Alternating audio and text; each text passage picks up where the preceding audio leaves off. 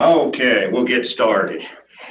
We have a few things on your consent agenda. First, we have a couple bid openings today for some for safety grant projects. Those are paid at 100% from the feds, so there's no local dollars. And we have some things on your consent agenda. Camp host agreement for a person up at Trout Lake Park. It's the same agreement we had last year.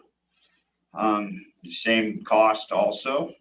We also have a letter to WashDOT to assign Seth Scroll as our bridge program manager. He's the guy that's been going through, is the most updated, so it's about time to kick that off to him. And so he'll be taking care of that for us. We have a small works contract bonds for James Dean Construction for the Roosevelt Grade Drainage Project. As part of the bonding, a local agency agreement for Archaeological Services LLC to provide on-call survey, archaeological survey services. They're actually our second contractor. We also have Columbia, Melissa Darby as our other on-call archaeologist who's been on call for a long time. She just, if we have something bigger or have a bunch of monitoring, she's a one-person shop. She just doesn't have the ability to do bigger things. We also have the award and execution of the hazardous waste removal for $5,600 to Tri-Valley. We actually called them to see if that was really the real price. And they said, well, we didn't take into consideration prevailing wage. Well, you're kind of stuck. Make the call. I said, well, we can do it. Take us a day. We'll go ahead and do it for the price. So yeah, that's. So don't expect it ever again. No, it's, but it's a good, we'll take it where we can. Construction, still waiting for paint. Haven't heard anything. Old Mountain contractor wants to start at the end of May. We have a pre-con scheduled for tomorrow. And we're also doing RCAs, meeting with the landowners for RCAs. Those are road construction agreements. We tell them how our inspector goes out and introduces himself so they know who the person is. We also do an open house with the residents. In the past, we've had them at different places. And I think Dave's attended a couple in Klickitat. We're actually going to do the same. We're going to take the show on the road. We're actually going to go out, set up it on the site, and we're going to do it for May 11th there. So we will be out meeting with the people from, like, I think it's 5 to 6 or 6 to 7, and we stay as long. We answer questions, but we don't hold we don't give a formal presentation. They just come around. We have plans and things like that. Lets them know what we have going. Or one-on-one. Yes, yeah, contractor scheduling, that kind of thing. Yeah. So we do that with all of our projects. Roosevelt Drainage, executing the contract today, like we said, and contract, we talked to Jeff, and he's thinking about starting. He said probably in June. First part of June is when they were going to get ready to go on that one. Road design, right away. I'm happy to say we have all the right of way. Wow. Whoa, that's a pop the champagne. Yes, I thought we were going to keep going back and forth, but I don't know what happened. We didn't say anything, and he finally signed. Okay, good. That's great news. So that's good news. We're still waiting to hear from DOT on our deviation. So we're still advertising the schedule for the fall. The pavers. We're waiting for WashDOT approval, as the board may or may not be aware that they messed it up somehow, and you guys had to re-sign. And so they, we'll see. They didn't give us any promises. We screwed up. We'll make it quicker. So, they kind of work on their own time frame. Grant funded projects, like we said, they're going to open this week. Crew's crack sealing. The east side crew is crack sealing this week and grading roads. West side crew is working on constructing parking on Old Highway 8 for Catherine Creek. I observed they were hard at it this morning. Good. There must be on They must be on 410s. Yes, they are. That's what I figured, because I saw the first truck at like 7:02. We kind of- outside watering. Yeah. We kind of figured we'll provide more parking, and then we're gonna put the parking signs up and work with the sheriff to Yeah. start. No. So, and then we have some work on the range for the sheriff and some work for the archery range. And they're gonna do some grading also over here, or on the west side, sorry. As far as facility, or as far as the new building, the brick is pretty much done. Sheet rock is now going on the 3rd floor. We're putting up the parapet wall, so the equipment will be hid. And electrical, everything's just moving along. We're still moving along, schedule's still the same. Courthouse entries. Work contractor started yesterday. They are slowly disassembling the courthouse, the east side. They got the railing off. They're working on taking the vestibule off. We'll have ADA in July. Also, we're going to send out probably a weekly letter to everybody, just to kind of let people know what's going on. We found that might be better, then people could jump into their own conclusions. The east side door has been closed to make sure once they take the steps off, somebody does not pay attention, open the door and fall into what used to be the storage facility, The vault. the vault. That's quite a drop. Pit. What do we call it? The dungeon. The dungeon. Yes. So, jail control board. We still have 15 items left. I actually got a good breakdown of that yesterday. We've corrected over 20 some, and what it is over the years, when we would lose a part of the system, they would just wire it into someplace else. So a lot of the stuff has been jumped and all kinds of things over the years, and the new system doesn't function that way. It won't work. I mean, it'll work, but it won't show it green. Everything still works. They can open closed doors, but we're not going to stop till you look at the panel and the stuff that's red means it's not secure. Not the guys having to know, just in case. So we have another probably 3 to 4 more days. They have to come back and work with our crews to do that. Radio sites. Sadis Pass, I actually met with their consultant last week. I feel like I'm bidding on my own because I gave them 4 options. I go, what did you think? Yeah, well, we don't, just tell me which one you want. I'll take it to those guys. Oh. I'm like, okay. Okay. And it's that one. Yeah, well, that's what I told them. We talked about, we kind of he says, well, make an offer. I said, okay, can you help me out a little bit? I don't want to go. Well, he had nothing. I said, okay, so I hear it's going for $2,000 an acre. I said, that's the word on the street. He said, that's true if you're buying 600 acres. If you're not, it's probably going to be more. I said, okay. How much? Yeah. So we did comparables and we'll make an offer. That's how we're going to have to do this. And we laid out our road. It's about 2.5 miles to get to the site. We were thinking we could come in from the top. It goes across 2 private parcels plus US Cell. And it would take who knows how long to get it. We could go up through WPT. The road already exists. So we have to widen one big switchback and do a little bit of work on the road, but we'll have to get an easement, Right.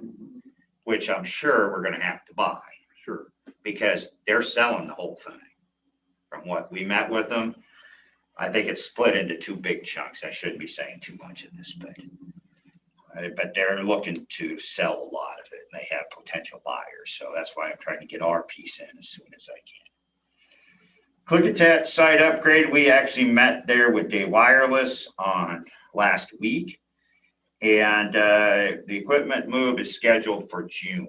we have some things to make sure we get coordinated and get everybody in the loop. So it's I'd rather take the time to do it right. Okay, some follow-up issues. Dallas Port rates. You remember last year, we didn't raise the rates.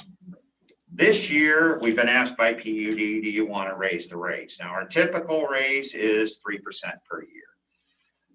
The existing for both, the monthly sewer rate and the connection fee. So currently the monthly rate is $46.12 and the connection fee is $4,011. So if we raised them to 3%, which is what is in the agreement, that would put us at $47.50 and $41.31.87. So I guess I'm looking for direction on what you guys would like to do.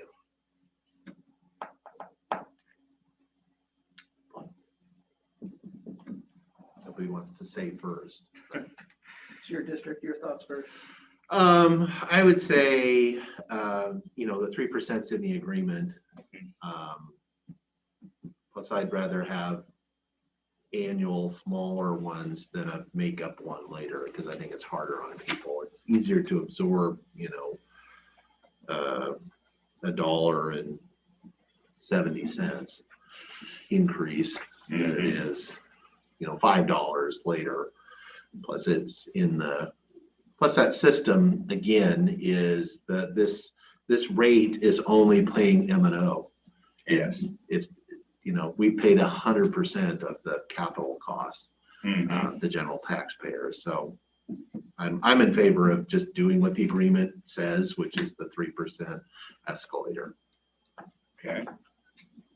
If it's in the contract, I think that's the right option. Question, where are these coming back into our funds, or are these going into PUD funds now that they operate?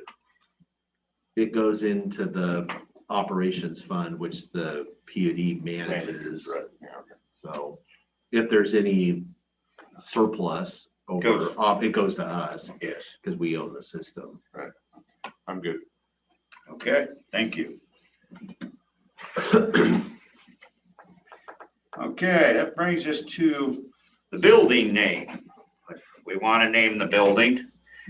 Also the conference rooms. Now, right now engineers are naming the conference rooms. So, you know how creative engineers are when it's not about engineering. So 1, 2, and 3, or close. 100, 300A, 300B, 300C, 300D. You might kind of have a ring to it. just throwing this out for you to think about. We'll want to name them fairly soon because the Pioneer Center are named after the communities. Right.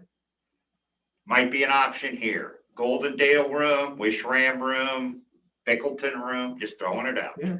Mountains, rivers, all sorts of choices. Yeah.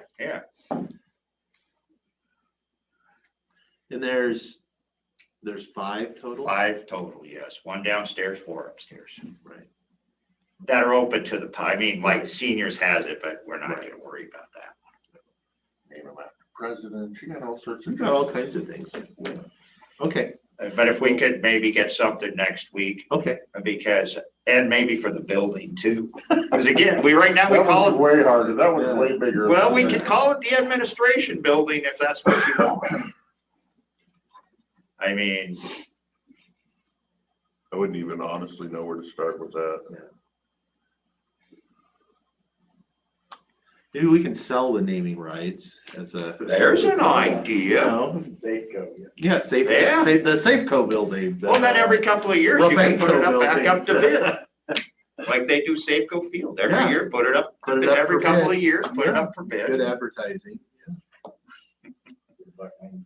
Yeah. Yeah. Although it's still Quest Field to me. Seattle.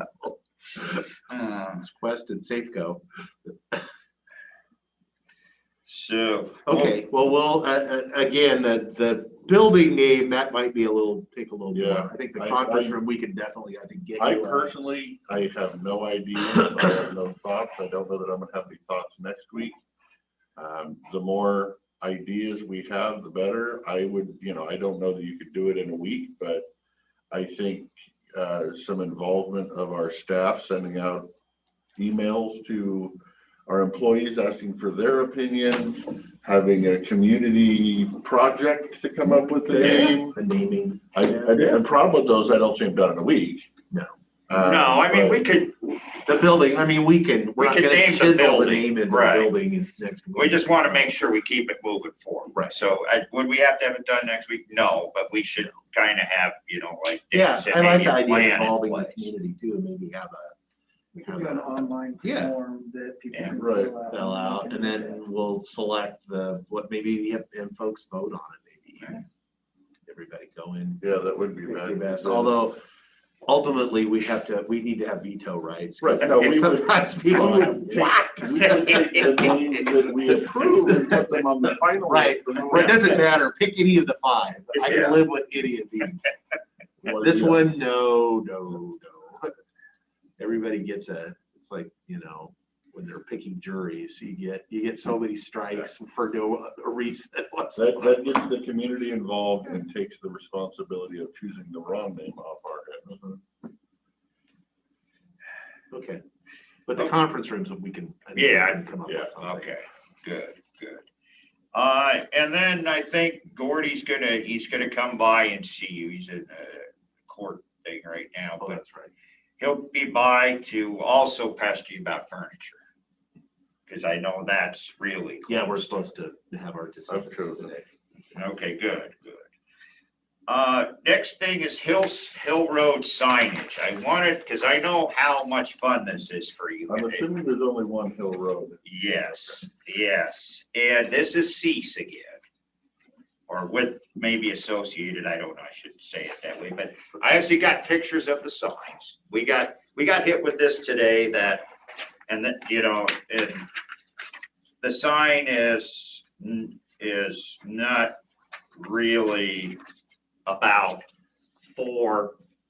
it's more against Cease, I think. That a private resident put up, I'm gonna assume the landowner put up. Take a better picture, Jimmy. Well, there should be a close-up one on that next page.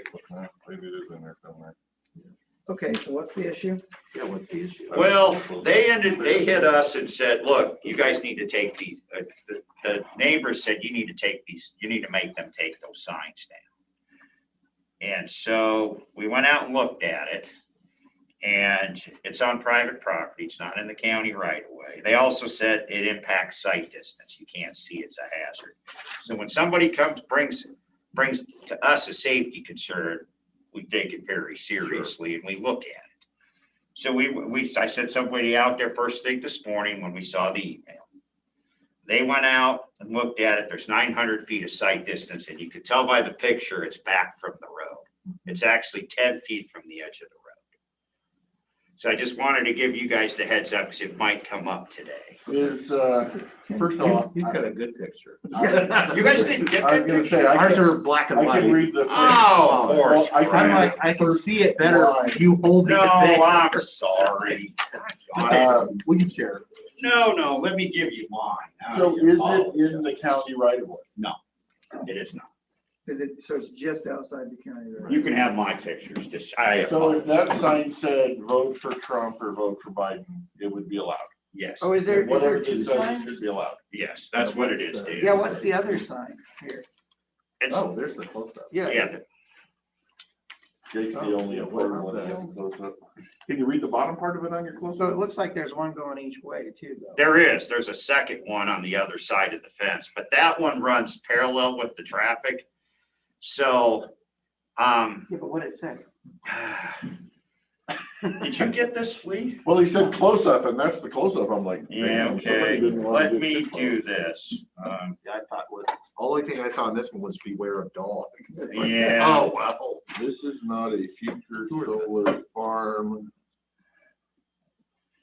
and I can't even read this. It's kind of like reading one of those eyesight signs. You can read the top and then you get farther down. The color one actually. Yeah, it has the spray painted, stop something Oh, heck, I didn't illegal, see that. harmful, something I thought we were just looking at this little thing. invasive. I know, that's what I was reading. This is not.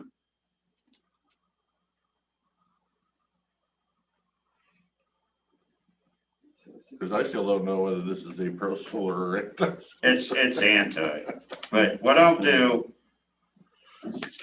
Anti-seize or anti? Yeah, anti-seize. Oh,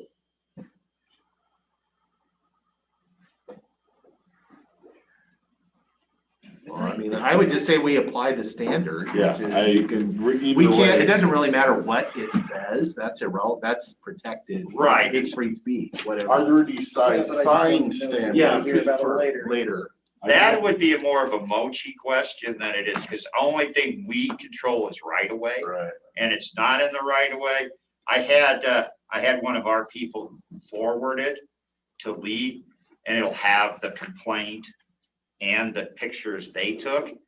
I'm assuming this is Hill Road. It is Hill Road, and it's on a private, I can't remember the name of the private road that it intersects with. Okay, so that's not our. It looks like fish hatchery right there.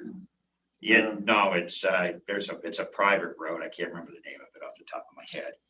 I apologize for the pictures. Pictures should be better. Must be if it's up in the trees. And we'll make sure that you get all the information. I just wanted to give you the heads up because it may come up That's good. today. Yeah, I would almost, I would because almost bet. we're gonna respond back Okay. to, as a matter of fact, they're drafting the email. I'm gonna look at it when I get back, but and like I Please said, see us in that email. we will do that. We're gonna respond back to the fact that we've checked it, because again, anytime somebody brings safety, we take that very seriously. We've done our work. We're gonna let them know that it meets safety, because it has 900 feet of sight distance. They need 420 for the speed. So it doesn't impact the sight distance. We're also gonna tell them it's out of our jurisdiction to control as far as public works, because we have no say on private property. So as long as we're applying a uniform standard and the neighbor across the street can make a sign just as big as the opposite viewpoint. Well, yeah, there'll be two ugly signs, but we're not picking and choosing winners and losers. No, we don't really care what the sign says. In fact, We didn't even look at it. As I said, I made my determination before I knew who it was from. I so. can't even tell you what the sign says because I never really looked at it. All I cared about was the sign impacting sight distance, and it's the sign in the right of way. And did you do the same thing on the under canvas signs? 'Cause Yes. You made sure that all those are outside the right of way, everything's legal above. Yeah, because we actually took a couple down that weren't. Oh, really? Yes. Oh, If they're in the right of way, we're very protective of the right. Yes, they are. rules. Your Yes. signs back? Yeah. They take them down to the shop. Yeah. Yeah. Most of them had holes this big in the middle, so. it wasn't usable. But no, we do the same thing for everybody. Yeah.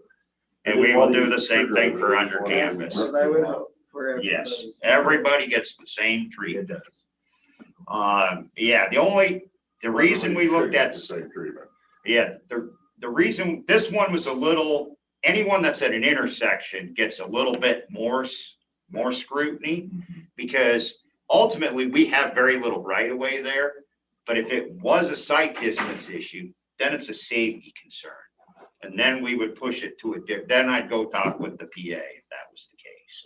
Do we not have 60 foot there? No, we do not. I was trying to say you're like 10 feet off the road. I was like, Yeah. the road's Well, that's where I'm 20 looking feet, at it that's going, still wow. No, we do not have 60 feet there. We basically have prescriptive there.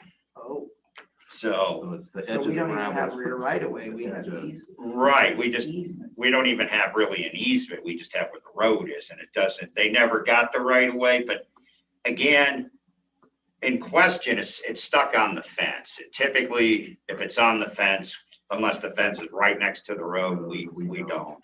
Right. Because we don't get into a lot of that. We have just easements. But if it's on the fence, we're not as concerned. But in this case, it's definitely not in the right of way, and it's not impacting sight distance. That's so for drivers to read it and see what it says now. What's that? Is it off of Tucker Hill? It is, Jake. It is, Jake. Thank you. Oh,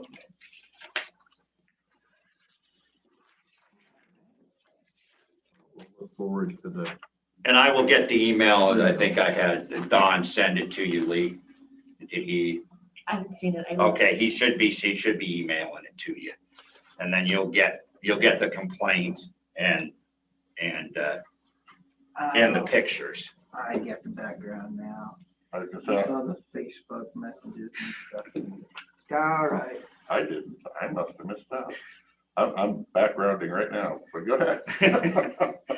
Okay, the only other Klickitat mill site. There's a Klickitat mill site demo. We called up Tri-Valley because they are actually an asbestos and a demo company. To talk with them, we met with them last week out on the site. And they're gonna put together some prices for us. At first, it was really expensive because they were doing the whole demo. We're like, okay, I don't really want to pay you to haul off wood. The majority of the structure is wood. I don't want to pay you asbestos prices to haul off wood.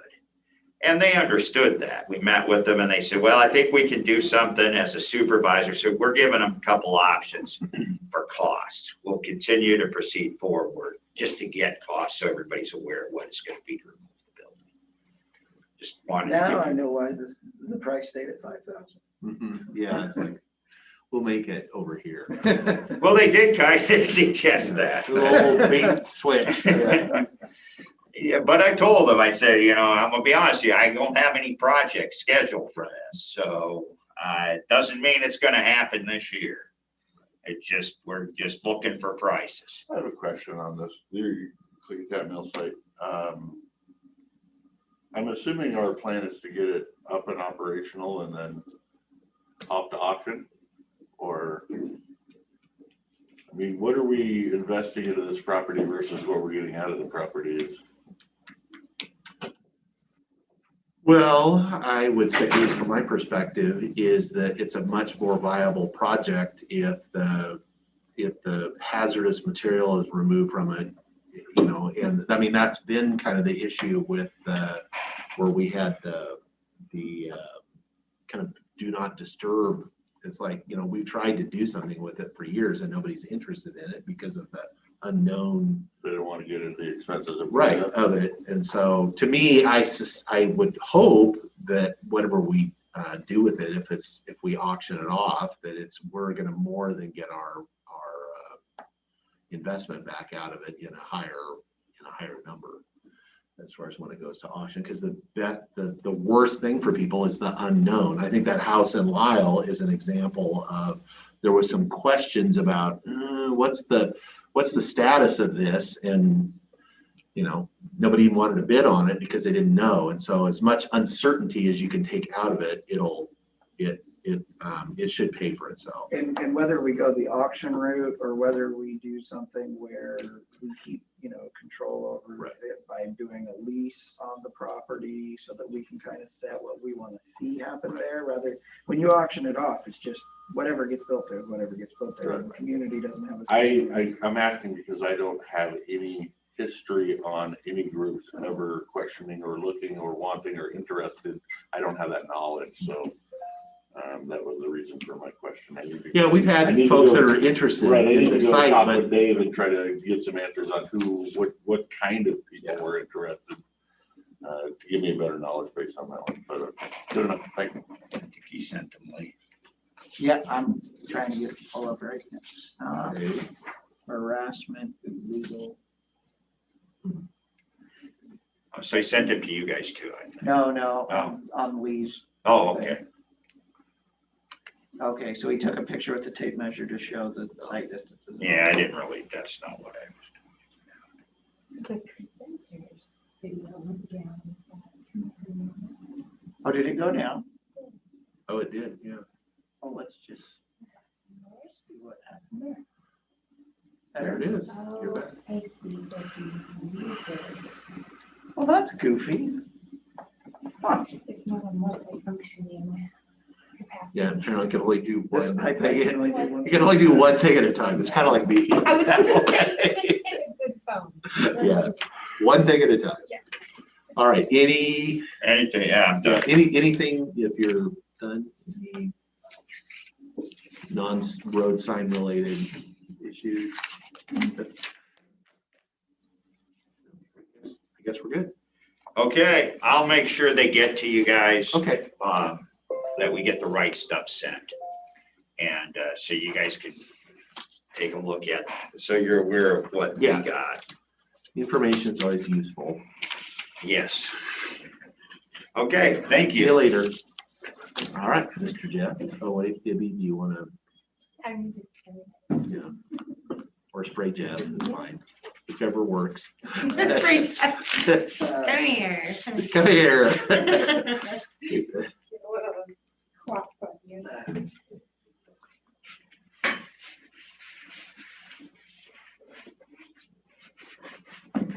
It's hard not to touch the chair after I put it in.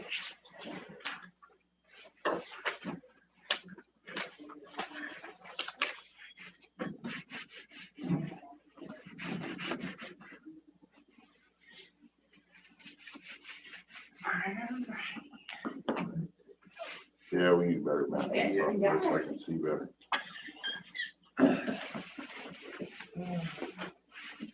That's a big bill. I know, right? Just so I can look at it. Or just drive out there. In and better look at it. satellite definition, Yeah. yeah. All right.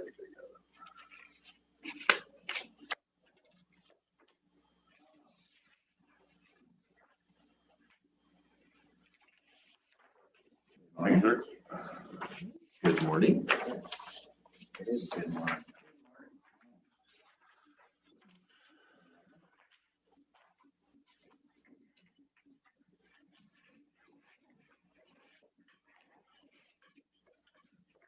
As you can see right off the bat, I failed at keeping it to one page again, or 2 pages, one sheet, whichever.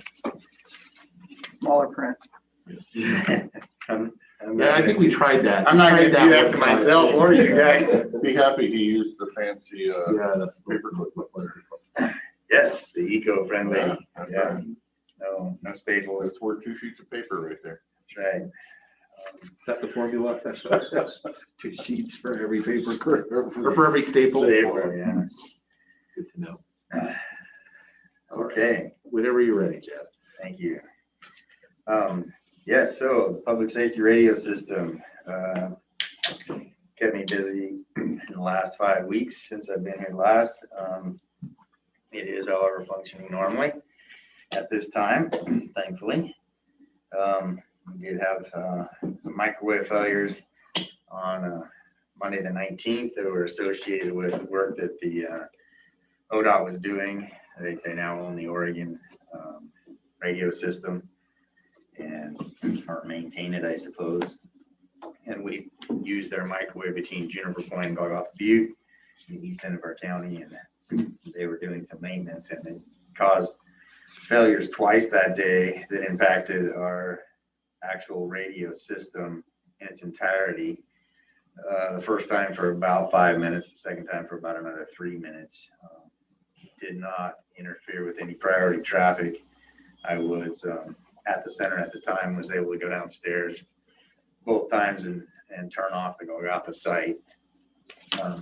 We were down for about 30 minutes the first time and 20 minutes or so the second time at that site by itself.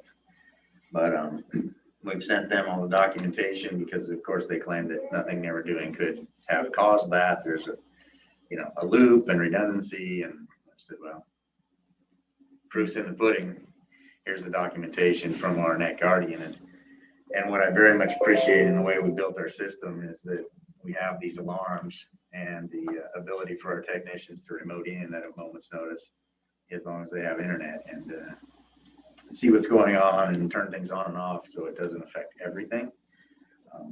But it's very rare that we have any kind of system issue that affects the entire system for this long. And again, 3 to 5 minutes 2 times, but in public safety, that can be a lifetime or the end of a lifetime. Yeah. So I take that very seriously. But it's rare, and then having to take a site offline for any length of time, jeopardizes our ability to communicate. Thankfully, there were no emergent incidents in the area that Golgotha Butte served during those times, and there is sufficient overlap coverage for mobile radios if it was needed. in that area. Portable is another story. So dealt with that. We did have multiple power outages at several sites as well during the last 5 weeks. All the backup systems did work appropriately, and we did also have a planned service outage for an extended period of time at Flat Top, which means I'm going to pay more attention to the fuel supply at that site as soon as we can get there because of the snow. But the we haven't got any low fuel gauge alarms going off either, so we should be fine. How much notice does it give you? I mean, when does the low fuel go off? I believe the first alarm goes off at 20%, the second one goes off at 10%. Okay. That gives you a little bit of time. Yeah, and we upgraded that site a few years ago. Originally, it was only 500-gallon tank. And when we had the 9-day power outage, the winter of 2015, I think, my first year here, we had to go up with a snowcat and refill it in the middle of the winter. On day 8, after that, we got another 500-gallon tank because nobody would take a 1,000-gallon tank up that road. So we daisy chained 2 500s together. So got a 1,000-gallon capacity there, and at most of our sites, we have either 1,000 or 2,000-gallon capacity. Any questions about any of those things? The maintenance of the system, engaged with the facilities maintenance provider, Legacy Power Systems, and planning for our annual site visits so they can do the routine maintenance and check all the facilities, generators, HVAC, buildings, fences, so on. Typically, we wait till the end of May or early July, depending on the snow, so that they can come into the county and stay for a week or so and get all the sites. And again, Flat Top with the snow conditions is the deciding factor there is when they can start that. This year it might be a little earlier based on the snow melting the way it is. I was able to remote into the Wave broadband provided security camera at the Flat Top site. I can see the snow is about 5 feet still. Somebody had gone in there, I believe it was AT&T, and worked on their site. So they plowed the portion in front of their gate down to dirt so they could open it, but then they plowed in front of our gate. So they didn't add to it, but they didn't help us out by, and the road in is still only accessible by tracked vehicles. But I can see on that camera also that fence has sustained more damage. There's at least half of the front portion, the driveway portion of the fence with the gate in it that has the top rail completely down. And at least half or more of the security wire across the top, 3 strands at the top are just down completely. I know last year we made the decision to put off any repairs from the previous winter's damage. But we will have to decide if we want to fix that fence again for the 4th time, I believe it is, or replace it with something more robust. And right now I'm looking at both because there are, like, you've probably seen them in cities, in other places. They might have it actually at the Wish Ram. Now I think about the railroad, the train site there. They've got metal square tubes, goes up and then curls over. Building a fence that's more substantial that can take the snow load and the snowmobile traffic that we believe is running over that fence and crushing it. Because at one time, for a while this winter, looking at the cameras, we could see that there was at least a foot of snow up and over the top of the fence. You know, I believe it's a 6-foot fence with 3 strands of barbed wire on top of that. So we get a significant amount of snow there that does damage, and when the snowmobilers can't see where the fence is under the snow, our belief is that it just gets run over and compacted. Is this damaging the actual chain length? Is it folding the chain length over? Is it just destroying the barbed wire stuff on top? Most years, it depends on the snow, right? If there's enough snow above the fence, then they compact it and it just typically crushed all the barbed wire and all the stays that keep it up. This year, the top rail along the road portion is completely crushed as well. Yeah, the chain link is starting to buckle in that one section. Yep. And a few years ago, someone, nobody ever admitted who, whether it was a snowmobiler or one of the other maintenance crews that went in there during the winter, ran into the top rail of our gate, which is a sliding gate. So you don't have to swing it because of the snow. You just have to dig out the trench if you need to get in there to slide back and forth. They bent the top rail right about in the middle, so you can only open the gate about halfway anyway. So that needs to be addressed. But I'll be bringing my recommendations when I have them for a temporary solution, I would say, because it's going to continue if we don't do something more substantial, as well as a permanent solution based on recommendations and estimates from experts that I'm reaching out to in the fencing world.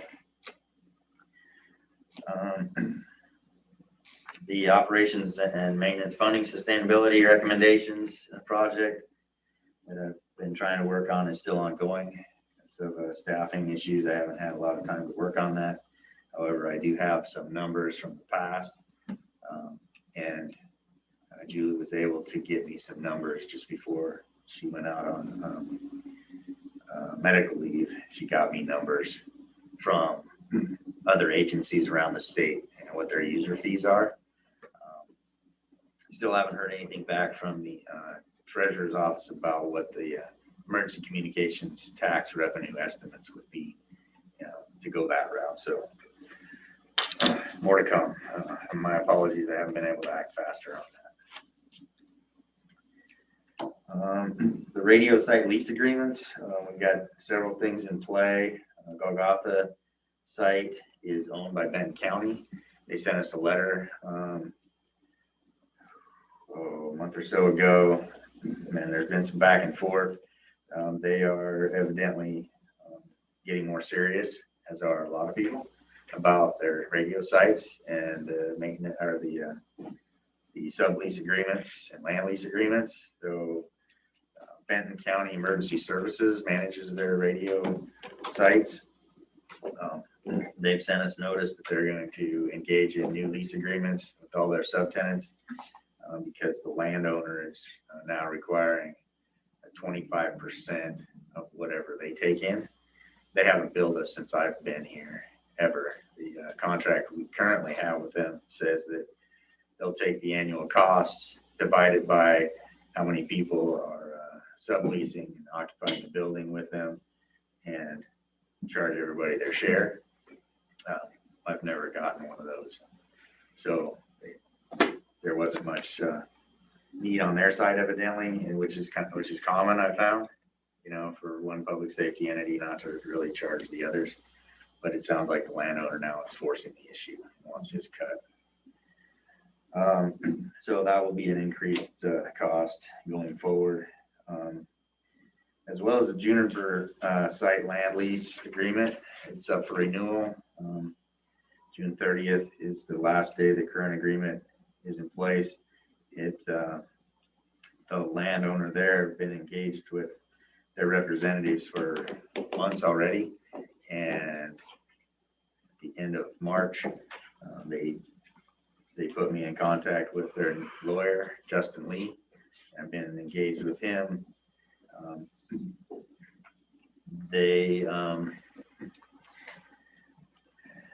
They're also interested in more substantial land lease fees, shorter term. And when I broached the subject of purchasing that site from them, they had no interest whatsoever. They don't want to purchase. They want, and I told them, we'll buy the site, just the fence, what's in the fence. or 30 years, whatever, long term. They didn't want anything. Our last agreement with them was for 10 years. They're saying now they want it to be even shorter than that, but not giving me a number. So we'll see what their first agreement proposal is, and I'll negotiate accordingly. At some point, I might also engage, since they've engaged a lawyer, probably engage a prosecuting attorney to make sure that, you know, our interests are being protected as much as we can. The inference in the last email that I got from the attorney was that due to all the development and the technology that's going on their property, they want to keep it short term. I explained to him that this is a critical public safety radio site that we cannot do without. It is the hub for the whole east side of our county's radio system and so on. So to vacate those premises would be very problematic, if not impossible, to keep up our radio coverage and the connectivity of our system. So I'll keep you apprised. The Indian Hill site sublease with the Hood River County through the sheriff's office there, that is a work in progress. They're just now updating. Indian Hill is just east of Hood River. Commissioner Christopher, I see you looking at the map. No, I was looking at the lot, you know. Oh, okay, sorry.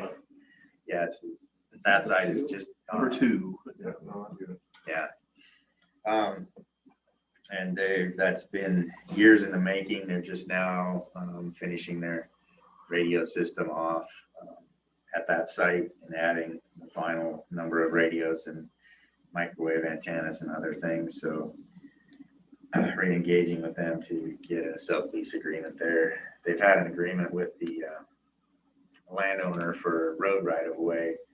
That's our most expensive land lease site. There again, it started out at $12,000 a year and increases according to the CPI. I think we're in the $14,000 a year range now. And they're charging Hood River County $6,000 a year just to use the road to get to our site. And according to our sublease agreements with other public safety entities, our fee to Hood River County will be about $1,400 a year, something like that. Any questions about lease agreements? I'm glad to see they finally got through that one though. What's that? Glad to see they finally got through that one. Yeah, that's been a problematic site since the beginning. Skamania County Sheriff's Office did report to us some interference, reported to me. My investigation concluded that it wasn't coming from Klickitat County. That was their first assertion, because they were hearing our radio traffic. That got them to send me the recordings, and it turns out that our radio traffic they were hearing was in the background of an open mic in their system, because our systems are two totally different bandwidths. They're UHF and we're VHF. So the only people that can communicate on their frequencies are the West End firefighters that have dual band radios, and then a Bingen White Sand Police who have 2 radios, one for our system and one for Skamania County. So at this point, I'm not sure what their investigation concluded, but last I heard that interference stopped. We all sent out notices to our users that could possibly be having that effect, because it could have been one of our users with a dual band radio that was keyed up, and then another radio of ours it was keyed up in their system and our radio playing in the background.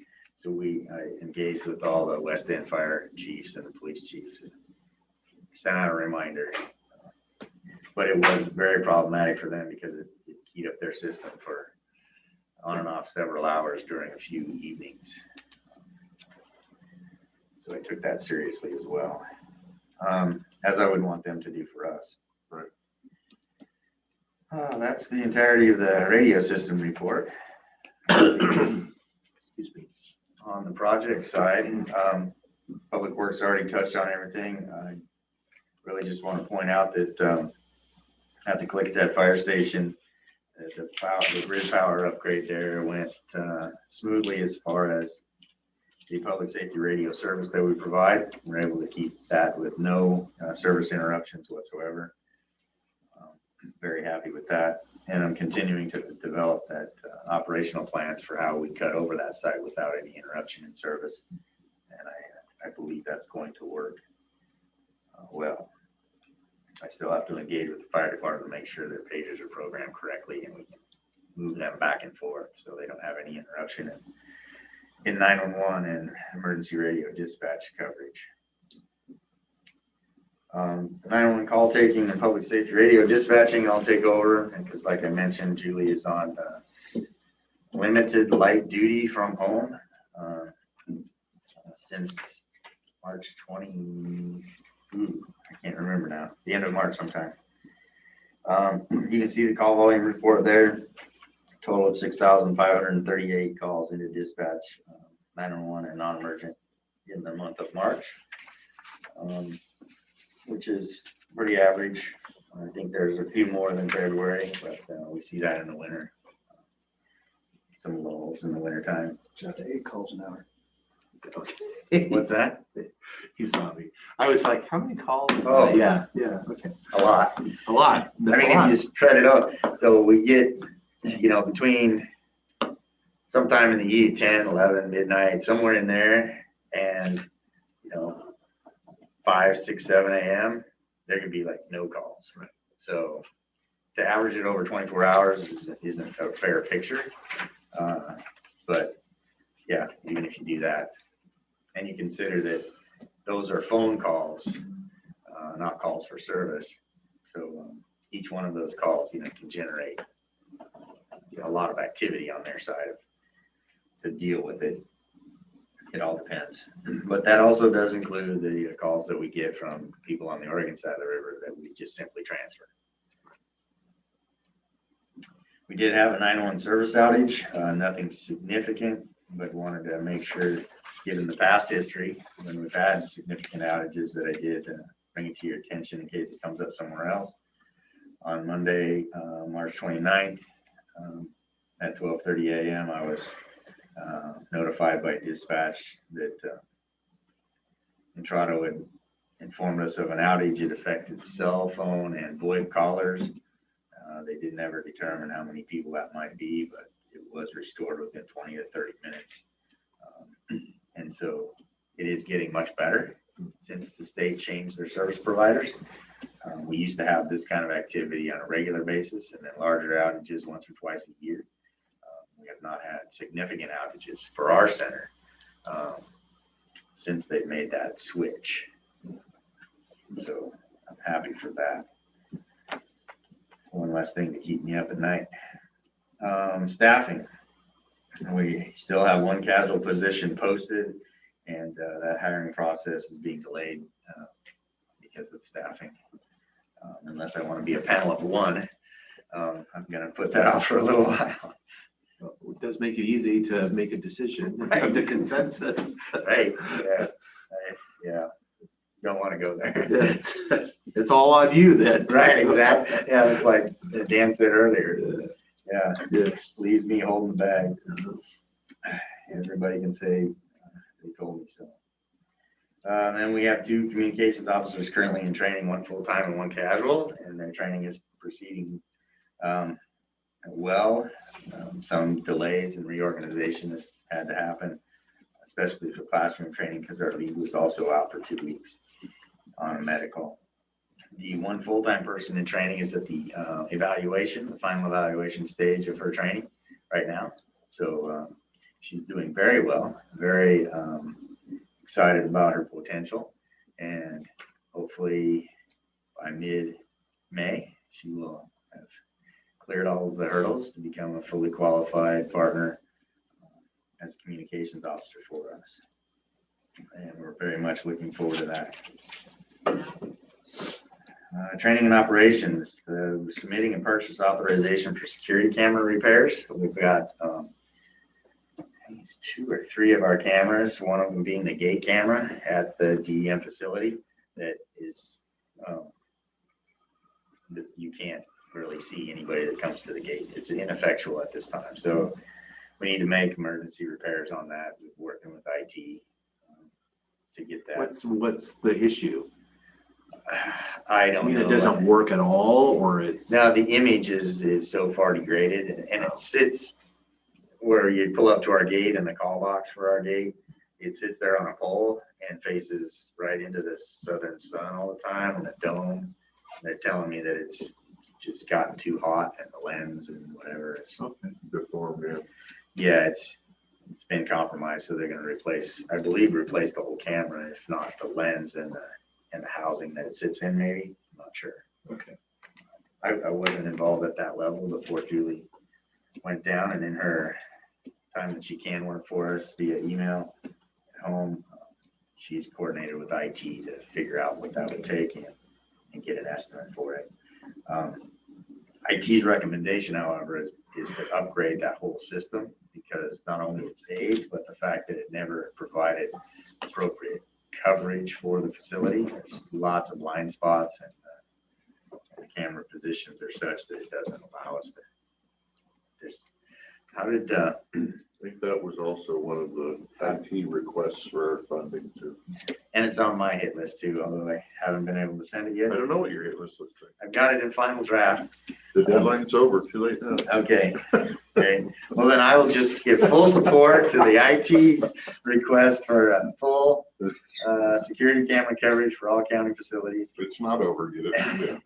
and access to all that for dispatch to have 24/7 availability to monitor that. But yes, that I think Jeff Rowe said, yeah, I watched somebody go out your front door and just disappeared the other day. Could never see them again. So. Maybe they did. Yeah. I didn't go there. I believe what he told me. So that if we're gonna have security of some kind, that's problematic. The grant application for the 911 state grant is due May 12th. And I'm very much hoping that Julie has the capacity to help me with that. We're gonna have to ask for an extension, but I believe she will. She's been doing as much as she can, given her limited capacity. And that's one of the things that we must have submitted to the state. So that grant can renew again on July 1st. The 911 Saves Act is being reintroduced at the federal level. It has several parts to it, but one of them is the reclassification of telecommunicators from secretarial positions to first responders. I believe that recognition is well deserved, but just want to let you know that that is back up at the federal level again. And speaking of the recognition, the National Public Safety Telecommunicators Week is April 11th through the 17th. The emergency responders came out for the parade, past dispatch with their vehicles, as well as several of them that did come from far away. We did have folks, I think from High Prairie and Roosevelt. They came from a ways with their apparatus and participated in the parade. I talked to people afterwards, there were just civilians that wanted to do that didn't even know it was happening. So if you wanted to make it bigger and better next year, civilians would like to show their appreciation too if they actually knew it was happening. Okay. We will Take that consider into how to make, advisement. consider how to make that work out. And then the folks that couldn't come, they came up on the County Ops Public Safety Radio channel and voiced their support. So that was really good. All of our responders supporting our comms officers, and they did appreciate the various recognitions throughout that week. We had several organizations, and, Lifelight, EMS District, and others bring things by to show their appreciation. Of course, I couldn't hold the annual barbecue and invite all those folks like I usually do because of the COVID precautions still in place. Maybe next year. Next year. Yes. Not maybe next year. Okay. Next year it's gonna happen. Yeah, we have been trying to figure out how we can have some sort of a social gathering barbecue or something for all public safety folks be invited as soon as we can have something like that. reasonably safely, and not waiting for next year, just whenever that becomes an option. The mass casualty incident plan, this is a project that has taken years. I've been involved in as long as I've been here. ATAB 6, it's the Area Trauma Advisory Board. It stems from Oregon, but it also includes Skamania County and Klickitat County for EMS. Our interest in that is the plan also includes is what dispatch responsibilities are and what our checklists are, and a communications plan during any event like that. We have what I would call smaller MCI events. There is no real number that, what is mass casualty. It's when your local resources are overwhelmed. So typically here with our local hospitals, it can be, as few as three to five patients all at one time. So we're talking about a motor vehicle collision with a van or a bus or, a school bus, a tour bus, something of that nature, or just, a single family in their van, or one that happened in the last few years in Oregon was a vehicle that plowed through a group of motorcyclists that were going down the road on a highway, and they came in contact with each other. So working to make sure that that plan works for us as well as it does for everybody else. So if we need mutual aid or if we go there for mutual aid, but it's taken a significant amount of coordination, and hopefully we're in the final stages because that plan's been out of date and unworkable for years now, my estimation. Also working on the renewal of the Klickitat County Fire District radio system use and 911 dispatch service agreements. Those are up for renewal July 1st. I am going to make those instead of, I think the last ones were 3 years or 5 years. I think they were 5 years. I'm going to make them 1 year renewals this time so that we have flexibility in case we make a decision to go to user fees, which if there are fire chiefs listening here, and I've been warning you about this for years, but don't panic. We haven't decided to do anything yet. And whatever we decide to do, I will engage with you thoroughly beforehand. No surprises coming from me. But yes, going forward, as we're in this decision-making process, is how to sustainably fund 911 dispatch and the radio system. I thought it appropriate, and we're consulted with the chairman that we would make those 1 year agreements this time. Any questions about any of that? Questions? Nope. Okay. You're doing well. Am I okay? I didn't know if I was up for a half an hour. I didn't have time to work today. No. A half hour, please. Okay. That would be fun just to do one. Yeah. I'd see a top. Yeah, we're like, Time it over. Let's check your pacing. Yeah. You're not making it. It would be like one I of will those. say he's got a lot of pages. He talks an awful lot, but when he leaves, I feel like I have a good understanding of what's going on versus some others I don't. So. Well, thank you. I sometimes feel like one of those radio ads where they do all the legal. Yeah, all the ads stuff at the end. as fast as you can go.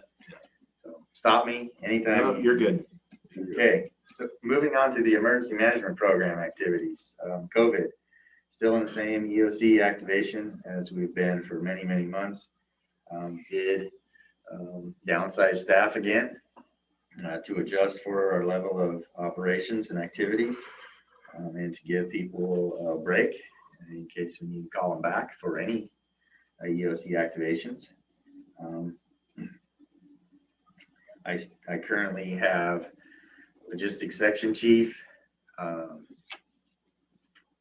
SIC unit leader, documentation unit leader, and finance section chief under me right now, and managing all of that with without anybody in between. And those 4 positions equal 3 people because of my logs chief and my documentation unit leader are the same person doing double duty. So working to manage that oversight in those activities. We continue to process resource requests for PPE and prepare for long-term needs. The counterfeit 3M N95 masks I've listed here. As of last night when I walked away from this, it was still in process. I was informed this morning that refund hit our account Friday, this last Friday. So we have got the cash back, all except for the one box that we had opened.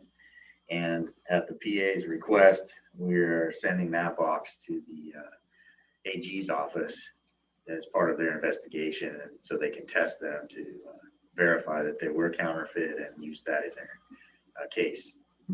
So that is pretty much resolved from our side. Yeah. Now I have to decide who I can trust and make another purchase for those supplies if we determine they're still needed. The move of the PPE staging area was completed on Monday, the 12th. Both myself and the logistics section chief are glad to have that over with and into our new location. Recent requests for PPE have been from Fire District 3, the Goldendale Police Department, and the EMS district. So continuing to fulfill those. Seeing the next bullet point over and over again. As of yesterday, Monday, 4/26, there were 802 total COVID cases in the county. According to our tracking, that's 57 new cases since the last time I was here, March 23rd. On your sheet there, you'll see there are 28 plus active cases. That was when I left last night. What was showing on the public health website. Got confirmation that given yesterday's numbers increased, there are now 34 active cases in our county. Still no additional deaths due to COVID. And you've seen the emails that have been sending out about what that might mean for our return to phase 2. I've also been tracking our neighboring counties, Yakima, Wasco, Hood River, not so much Skamania. There's not a lot of activity that would go that way, but a lot of our citizens go to Hood River and the Dalles and to Yakima. And last Friday, Wasco County went to the high risk in the Oregon system, and Hood River County went to moderate risk. Yakima County very much looks like they will go to return to phase 2 if something doesn't change before that decision is made by the state. Last night's sit rep from them reported that 4 additional deaths reported yesterday. Total of 96 cases, new cases yesterday, and 4 additional deaths. They continue to, I think they have somewhere in the neighborhood of 9 people in the hospital, 1 person intubated as of last night's sit rep. So they're going the wrong direction again, unfortunately. Klickitat County vaccinations as of yesterday, 25.89% of our population has been fully vaccinated, and 35.31% has at least initiated with 1 shot.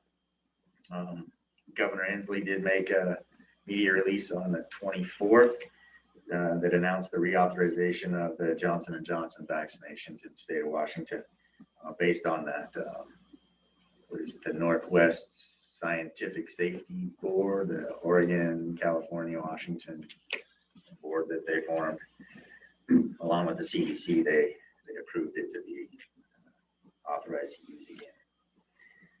And I sent out my EOC 1-year summary report. Hope that all made sense. Any questions about EOC operations, COVID-19? Questions? No. Thank you. The Williams grant that I mentioned to you when I was here last, did engage with both the mayors of Bingen and White Salmon, and they thought it was the best plan to move forward with purchasing preparedness supplies for community distribution in a similar incident. This is related to the natural gas outage at the end of December. And then store those at each of their fire departments respectively. So we'll move forward with the purchase of that, using that $5,000 grant. When I get my new EM program coordinator to help me with it, you know, be one of his first assignments. County burn ban, or more appropriately, I guess, the ban on outdoor burning. Coordinated with all the fire chiefs in the fire districts with the help of the KC secretary.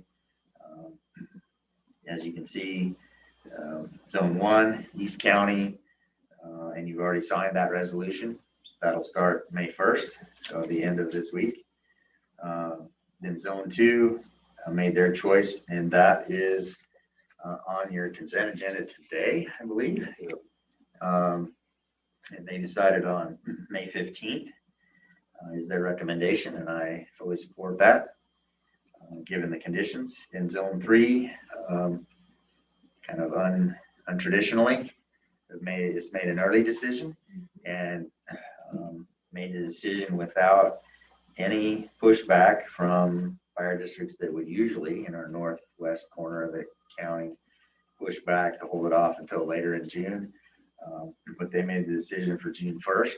And, you know, given the fact that we've seen multiple burns escape already in the Glenwood and Trout Lake areas, as well as in Fire District 3, that decision I think is a wise one, if not even earlier. But they decided to keep it at June 1st. It comes down to not whether, you know, we can have escape burn piles, but at what rate that can become a significant fire event. And their estimation is that June 1st would keep us within that window. And again, I agree with that.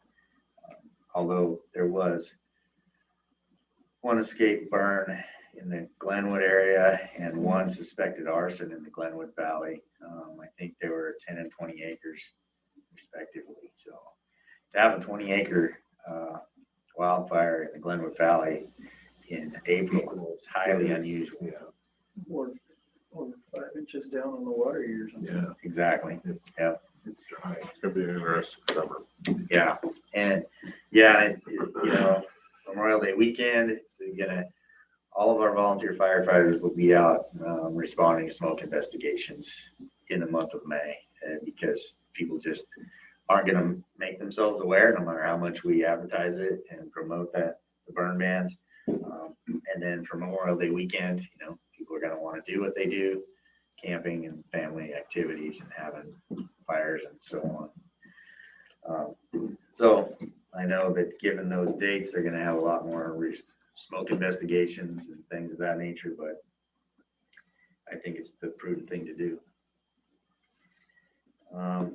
And I've had a little time to look at the updating the county code for outdoor burning, but not enough to bring to you anything that I would want to be codified for all time. So I'll continue to work on that. And I've engaged, again, certain fire chiefs and CFA with what they would recommend. And, you know, I'll vet that through all of them, because it's them that are going to have to respond again to any reports of fires outside of our. Question, if we do, you know, upgrade the county code, which needs done. I'm assuming that if some restaurant wants to have an outdoor pizza oven, they can come in and get a. Yes, there's a waiver process. Yeah. And if we write it correctly, it may not have to anymore. I think some of those waivers have been unnecessary in the past because it's, you know, open fire and all that kind of stuff. And, you know, pizza ovens aren't open fires. But yes, they have options. And that, again, has to go through the fire chief. So, you know, the fire authority, the experts in the field, get to have their say. Right. Yeah, that's I'm not looking to take their jobs or get in their way. We're just, you know, the ban on outdoor burning at the county level is to help them so they don't each individually have to have their own burn permit programs and manage all of that.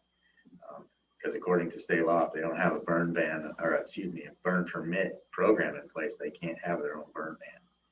So that's why we do this for them.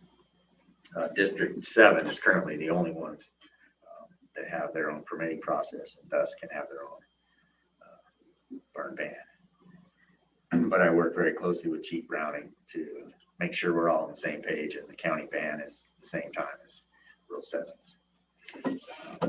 And yeah, barring any unusual circumstances, him and his board,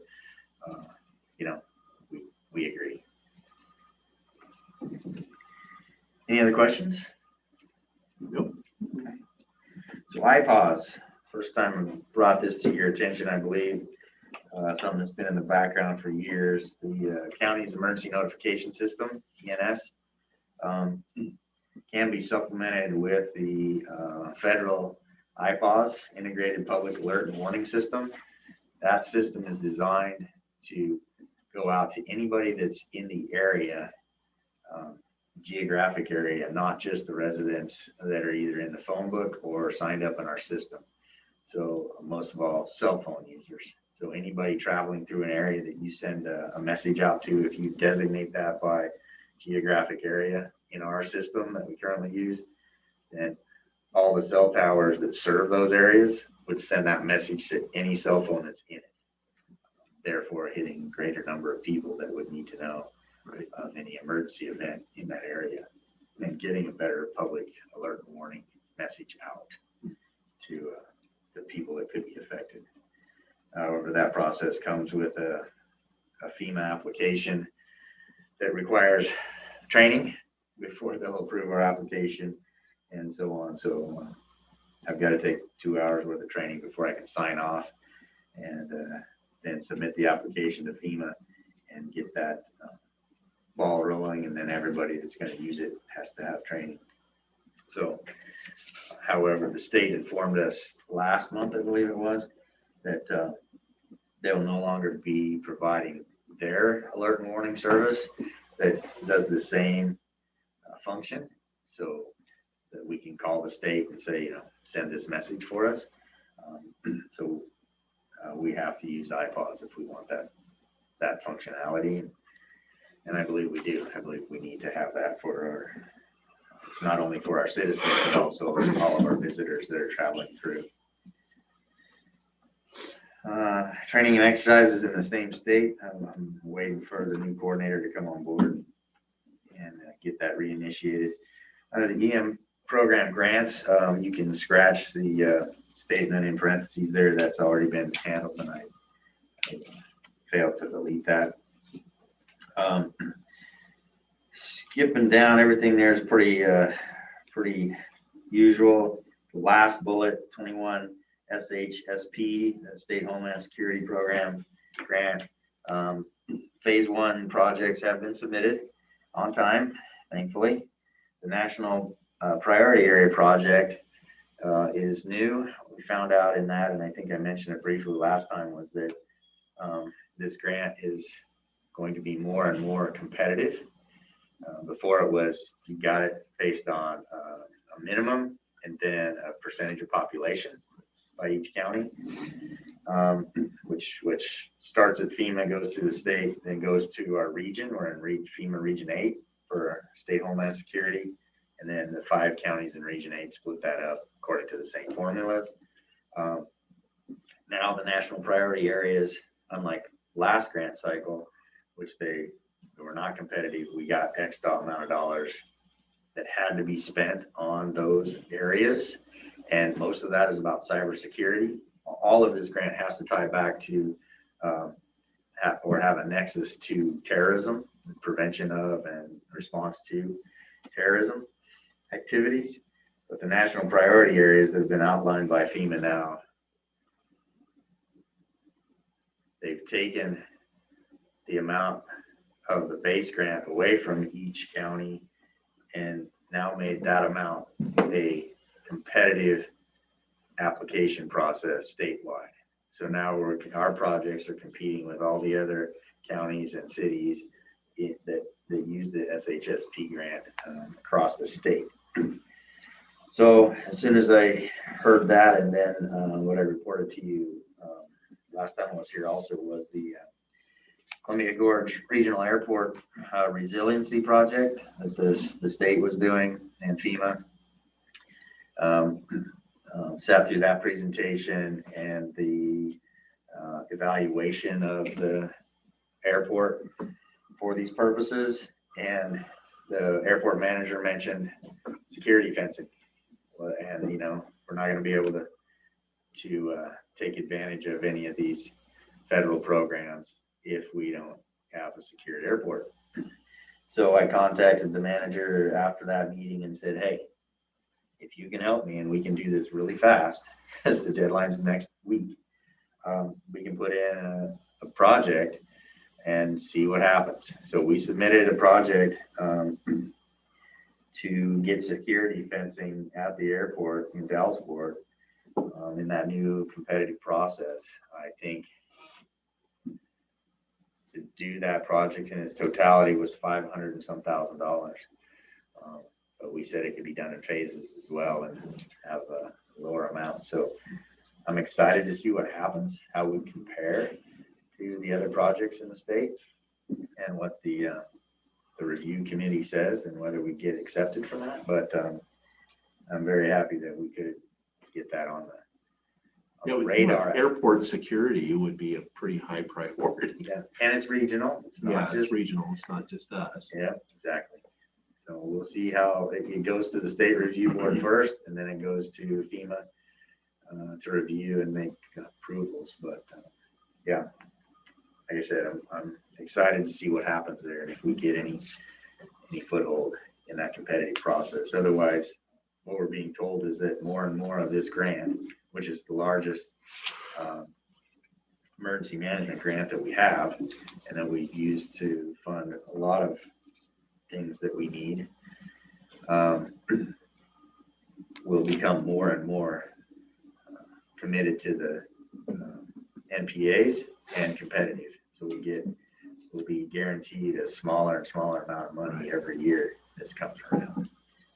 And that's disappointing in some ways, but I guess if we can beat out other folks, you know, typically this grant in its entirety before the NPAs came up, it had to be, you know, some of it had to be specifically for those.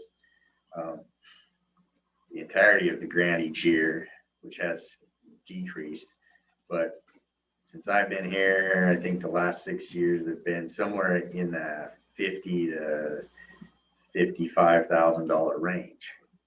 Well, now this is a $500,000 ask. So maybe it's better, maybe it's not, but it's less of a guarantee, and the sustainability of our program could be in jeopardy because that's not an NPA project. Our eligible project would be to fund our program, just the sustainment of it.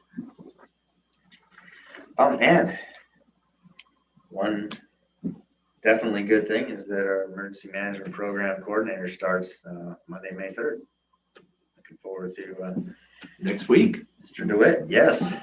And just very hopeful that after our first day or two, he doesn't run out of the building screen. Yep. And that would be the end of my report. Okay. Any questions or comments for John? No, thank you.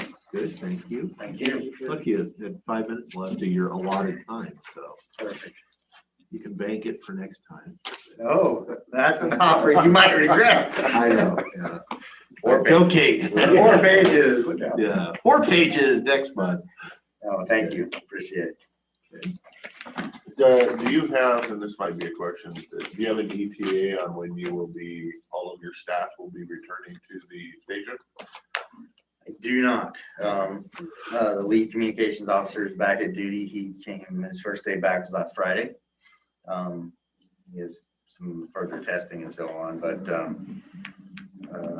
chief of operations is out until at least May 17th, I think was the last word from her doctor that said, and beyond, he said limited light duty from home until at least then, and they reevaluate. So yeah, That's what I know for now. Good enough. All right, well, thank you, sir. And do we have anything before we break for lunch? Nope.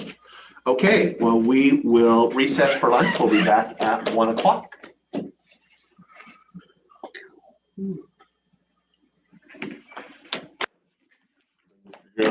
Need to order. Let the record show all three commissioners are present. We will start first with our Pledge of Allegiance.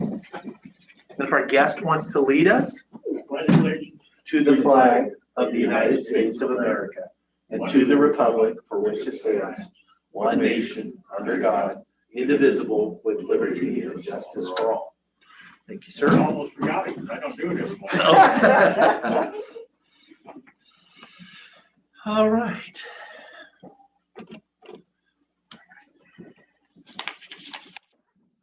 Okay, I will entertain some motion on the business agenda.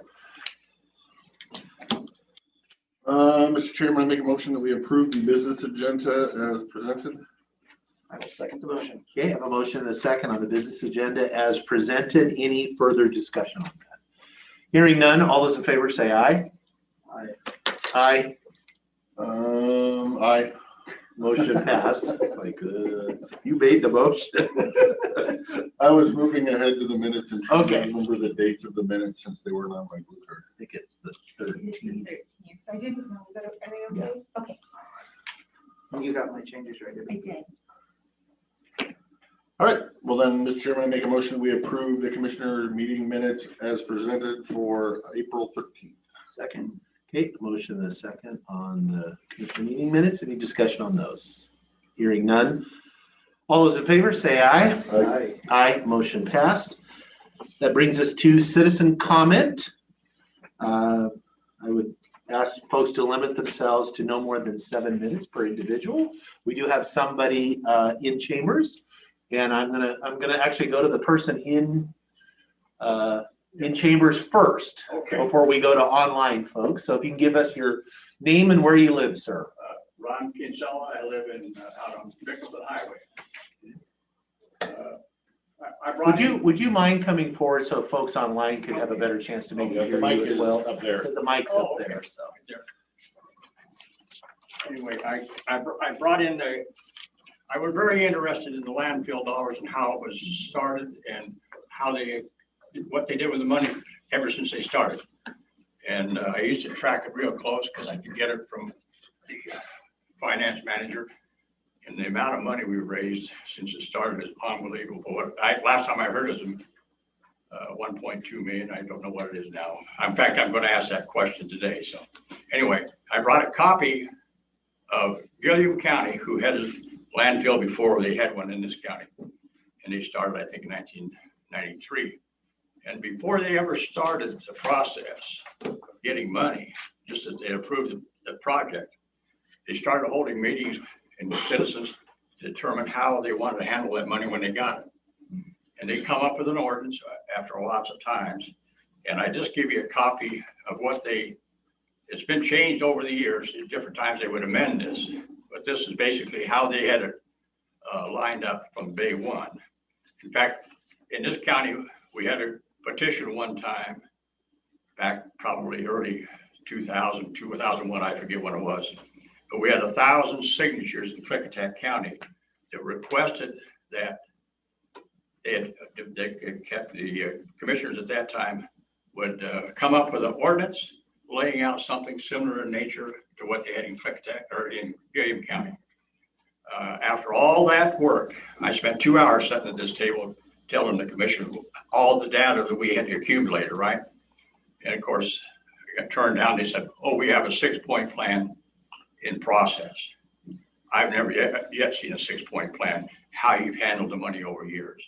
And I doubt if from the sounds of it, it hasn't been too controlled, because I hear what I'm hearing about how much money we spent out of all this, very little savings, and probably didn't fit into these rules.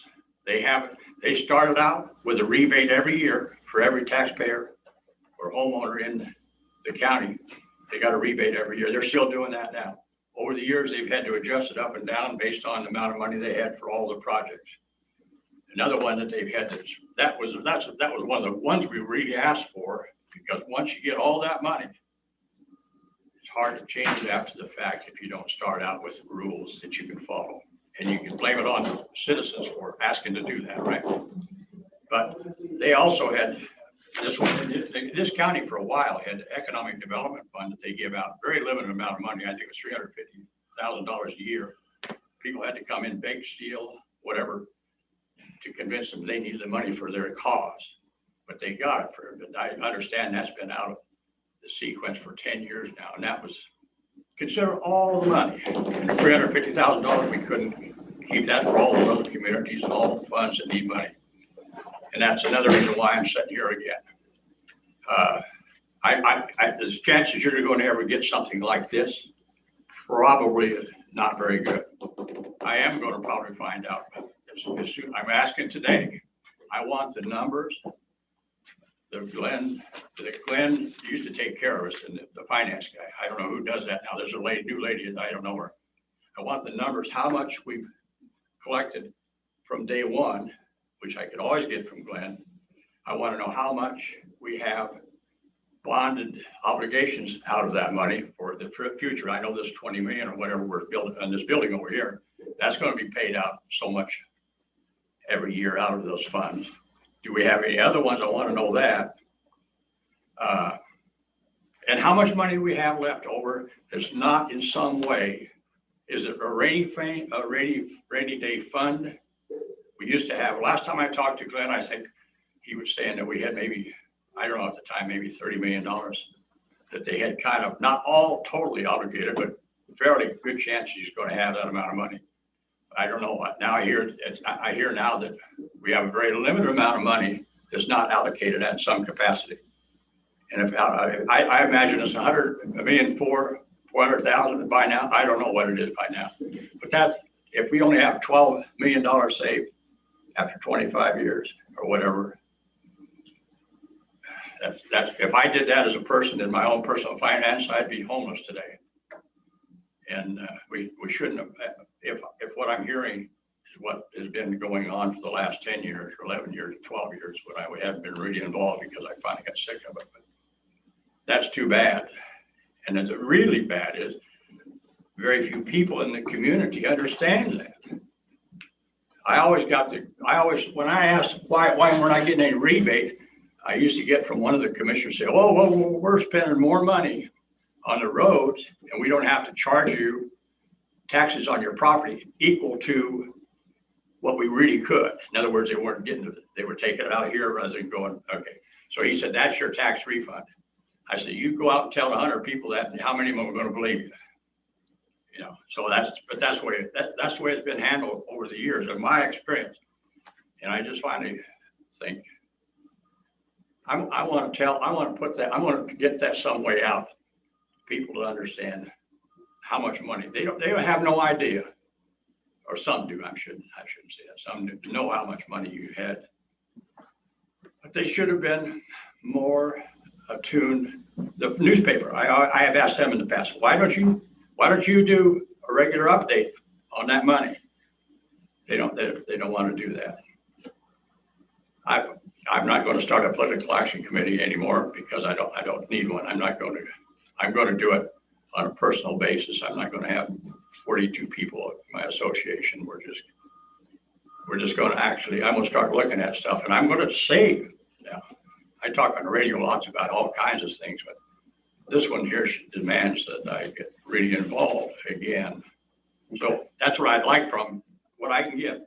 Okay. And, We can certainly, every dime of that is accountable. it's accounted, Yeah. right, because it's public dollars. As far as I would echo an earlier commissioner saying that the vast majority of that dollar, it has offset taxes that were not paid by people to provide services. But again, we can document all of that. Well, I know they have a percentage every year, how much was spent or how it was delegated out. My point of it is, if you didn't have that money, you would have had to raise the taxes. Right. maybe you couldn't have done all those things you wanted to do because. Possibly, okay, because so- we would have had to ask people if we Yeah, could raise them. okay, and so that took them out of the loop. If you wanted to spend $4 million doing something, you'd have to ask the people because they're gonna say, wait a minute, you can't do that. Just, you know, that's, our taxes exceed what we can do legally. That means priority, maybe they had to make different priorities over the years. It seemed to me like the priorities went away if you spent up over $100 million. And I don't know, I used to keep track of You salaries. used up your time, sir. Yeah, I'm sorry. oh, I did 7 minutes? You used your 7 minutes. Good, I do have other folks on the, Oh, you got them on the. we usually have a pretty full docket. during- 31 participants. Yeah, citizen comment. So thank you. We will get that information. Thank you, and I won't listen to all of them. So I'll Okay. just come away. Okay, I thank you, will be sir. back Okay, if we they are don't have a in- lockdown. no, Thank you. you bet. Thanks, sir. We are in citizen comment still, so if there are folks online that wish to, Deacon Lynch has his hand up. okay. Yes, Deacon, go ahead, sir. Thank you, commissioners. I apologize for the delay. The last time I was able to attend a Klickitat County meeting, Commissioner Christopher had asked a question in regard to workforce residing in Klickitat County, and I have the answer to that question. So I thought I would come back and let the board know. Pardon me. Our local, which is just laborers and represents about 500 members in Southwest Washington, to our best estimate has about 16 Klickitat County residents and 35 to 40 in Skamania County.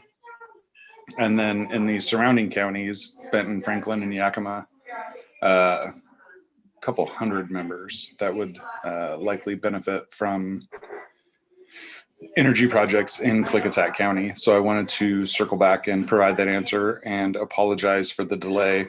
I've had some pretty substantial scheduling conflicts with this meeting. So my apologies for the delay, and hopefully that answers the question. And then just to quickly let it be known again that Laborers Local 335 is happy to help in any way we can with the county to support these clean energy projects. So thank you very much, gentlemen. Thank you. Deacon, this is Commissioner Christopher. I want to thank you for providing me that information.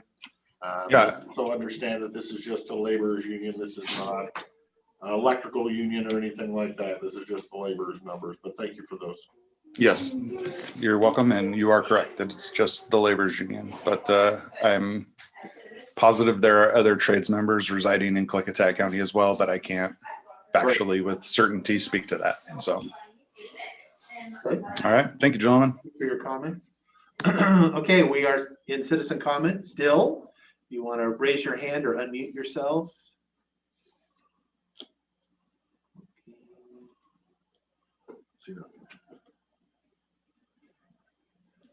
Really?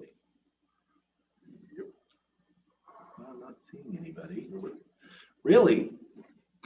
Come on, folks, you're disappointing me. We build this as, you know, we have. I think we stopped the other guy from talking to you. Yeah, it is. He already left. Yeah. You drove him away. Okay, well, if anybody wishes to address the board, this is your opportunity. Unmute yourself. Unmute yourself and holler, and we will go about doing our business while you wait. That includes staff. I see lots of you on there as well. I see you. They see it. Yeah, they see us. I see an icon of them. You can look at those if you want. That's consent.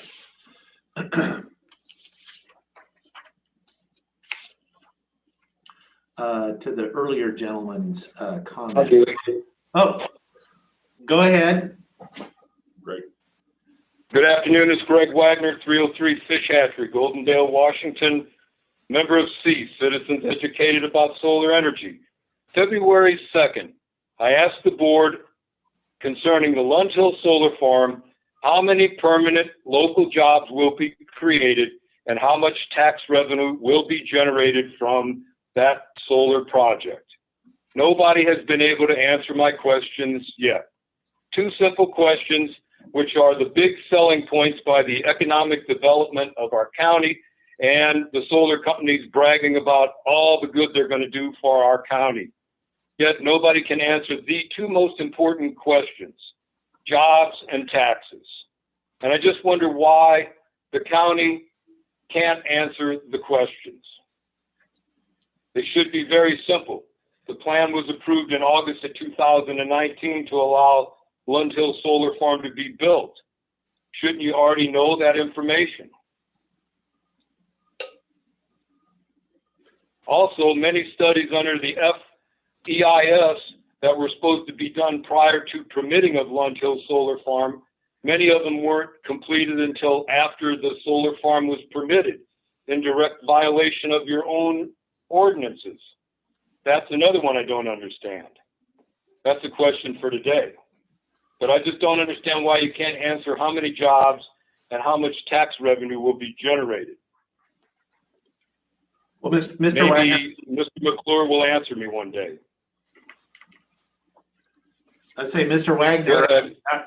I would say as far as the tax issue, the reason I can't answer you, or this board can't answer you necessarily, is that we don't set the assessments for tax. Those are done by the assessor, which is another elected official. But I can say that we can draw some idea as to how many taxes are going to be paid based on if solar, which I would anticipate, it's going to be valued similar to wind projects. Wind projects pay about, I think, $6.5 million in taxes annually into Klickitat County to different districts. So I can draw some conclusions from that likely we would see significant tax receipts from. As far as what the exact number is, I don't know. That is not in my area of expertise. Commissioner Christopher. I understand that. Mr. McClure. Greg, this is Commissioner Christopher. I think it's the way you're asking the question of what is the tax benefits of Lund Hill, and the answer is until it gets built and all the receipts are tallied, nobody can tell you the exact answer to that question. If you ask the question of what would a tax rate be on a $100 million solar farm, you would get an answer of what a tax rate would be on a $100 million solar farm. I think it's the question you're asking. Nobody wants to get hamstrung in giving you an answer that they don't know the answer until the receipts are provided. Well, I've received an email that said Mr. McClure was looking into answering the job question. That was March 23rd, and he had to ask Avangrid, and I've never gotten an answer there. And the other one about the taxes said from the tax assessor that it's too new and they don't know how to tax it yet. So that's the two answers that I've received from the appropriate people in our county. So there has to be a value on the solar panels. There has to be a value on the land based on whatever levy rate or however you calculate extensive ag land, if that's how it's still going to be zoned where the Lund Hill Solar Farm is. So there ought to be some way to calculate that. There is a value, how much the panels are worth. You allow them to be depreciated, 6% every year, like wind farms, which means every year our county loses 6% on the taxes from these renewables. That's another question. Why don't we just charge them at full value from day one? Each one of the solar panels is going to be making the same amount of electricity, or the wind turbines making the same amount of electricity, making those corporations money. Why are we giving them a 6% break? I believe, this is Commissioner Christopher again, I believe there's 3 different ways to tax them, and we haven't chosen which one to use yet. Also, our assessor will be on our workshop on Thursday.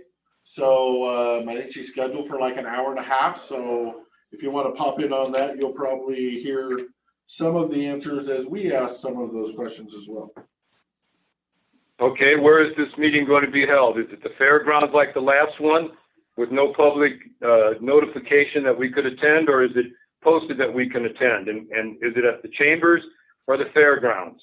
Well, first off, let's keep the record straight. It was a public meeting. The public could attend. It was a workshop. It was noticed, just like the regular meeting is noticed, just like this workshop will be noticed, is noticed. And it will be, this one is at the courthouse in the chambers which is open and available to the public, both today and Thursday and yesterday and tomorrow. And so, or you can observe, watch on Zoom, whichever is more convenient for you. So you're welcome. It's a public meeting, as all of our meetings are. The public is always welcome. But this is the only public meeting that there's citizen comment in. Exactly. That's, the Thursday is a workshop, and I know that's been an issue in the past for some folks that feel that they should have an opportunity to be able to comment. The Thursday meeting is a public meeting, meaning the public is allowed to observe the meeting, but it's not a public hearing where the public has an opportunity to comment. It's the board working with the various departments or other elected officials, and you can watch us do the business. That's good. Maybe there ought to be a disclaimer on the website that says that it tells the public that they can attend any meeting that's open to the public. You know, a lot of people don't understand that. Okay. You know, it'd just be nice to be a little transparent and say anybody can attend this meeting. You know, it's just a simple extra sentence that can be added to the agendas so that people understand that. Never So, thought. I'll thank you for your time. Okay. Thank you, Mr. Wagner. Bye. Okay. Okay, we are still in public comment. If there is another member of the public that wishes to address the board, this is your opportunity.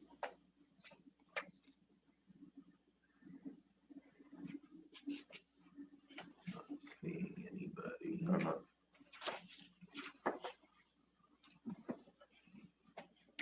Okay, well, if you come on late or change your mind, just get our attention.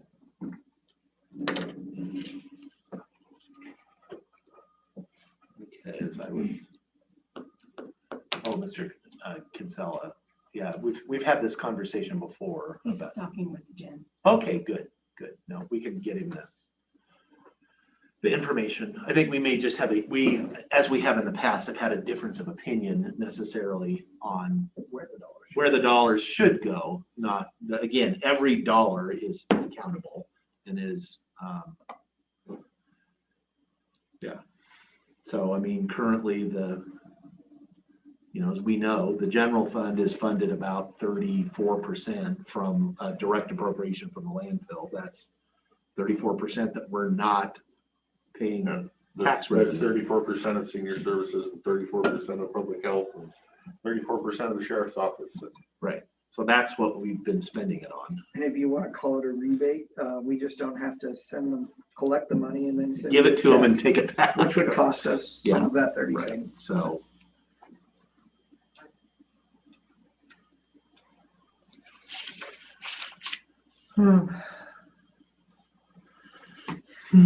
For Elaine has her hand up. Oh, okay, Elaine, it seems like you have your hand up. Let's.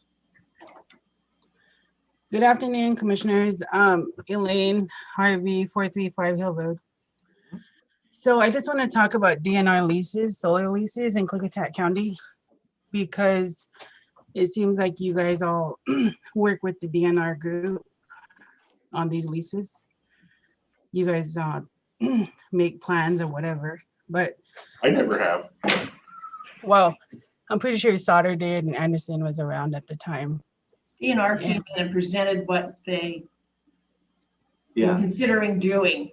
Has nothing to do with the. yeah, we don't have any impact or input into what the DNR does as they manage DNR's land. That they did, just give us kind of what their plans were, but I'm not sure. I don't want to take your time, Ms. Harvey. So Well, my concern is, we still gather our foods on these DNRs, WDFW and DNR lands in the county.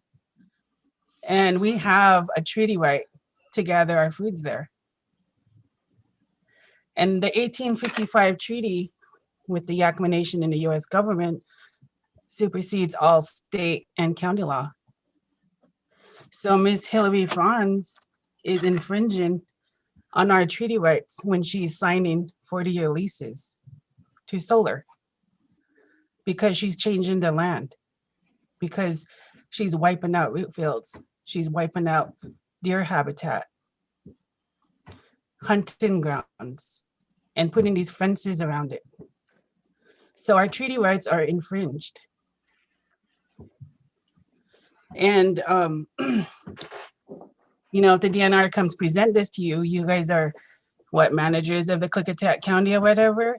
Do you guys need to know this information that our chief from the Rock Creek Band signed the treaty? And why did he sign it? For the protection of these rights for his descendants. And we are his descendants. We still live in this land. We didn't move to the reservation. We still gather here, and these solar leases are impacting our cultural resources and our right to fish, hunt, and gather. I think this point needs to be made again, because 2 years ago, we came into your chambers and did a presentation. And I know Sauter was there and Dave McClure. But, you know, these are serious issues. And I'm working with others to, you know, get to the bottom of it. Because the Treaty of 1855 supersedes all state and county or laws and ordinances. It's the supreme law of the land.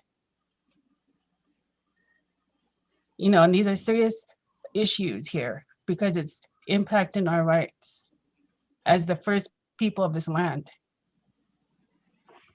And I just want to make that statement because the Knight Road Solar Project has a DNR lease.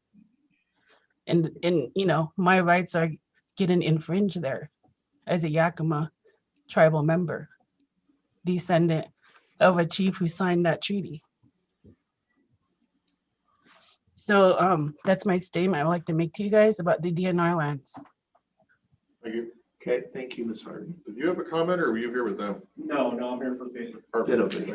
Just wanted to double It check. is citizen I comment. didn't want to leave somebody. I'm out of this one. Yeah, you're out I of it. didn't recognize, so. Okay, we are still in citizen comment for the next 3 minutes. If there's anybody else, please raise your hand or unmute yourself, get our attention. That goes for anybody in the room as well. No. Until somebody speaks up, I'm sure you guys are getting emails as often as I'm getting emails on the solar leases and all this.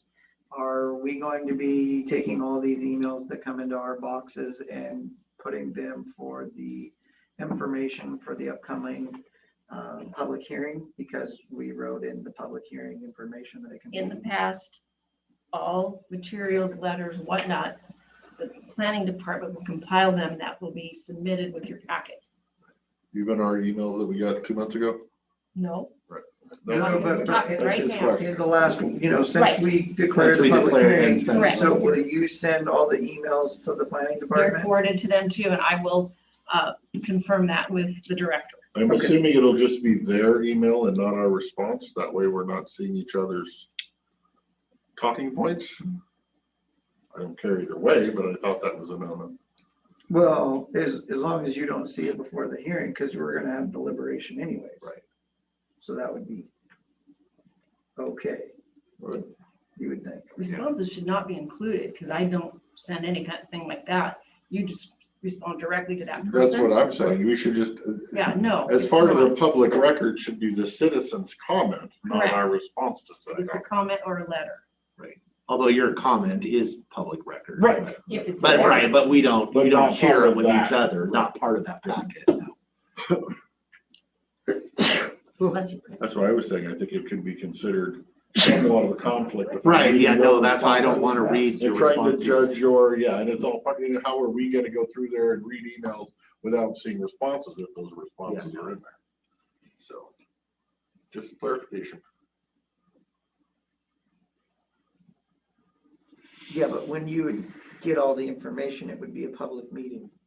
We would. Yeah, then you have could it here, see then that, you could see that, That's what I'm saying. because that's part of the deliberation then.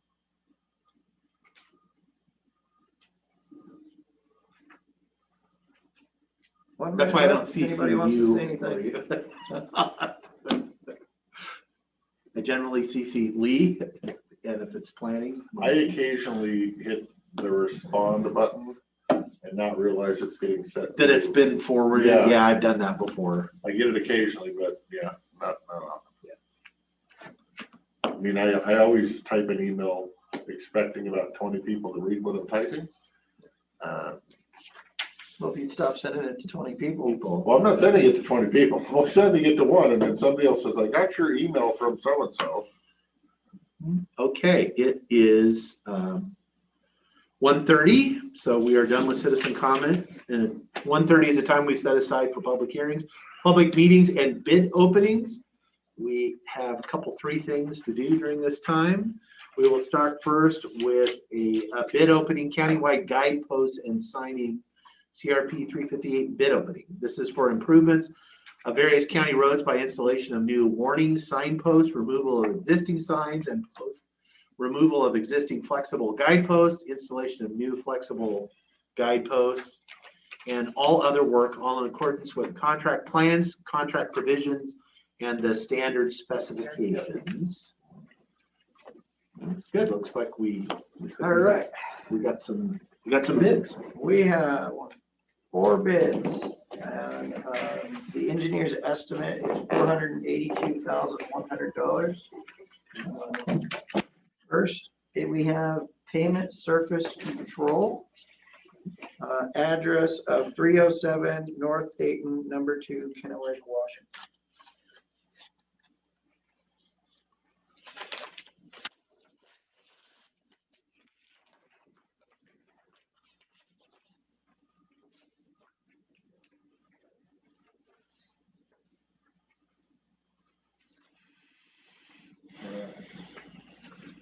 Signature page. Proposal bond is there. Must be a couple of addendums. Is that I see it's on the sheet.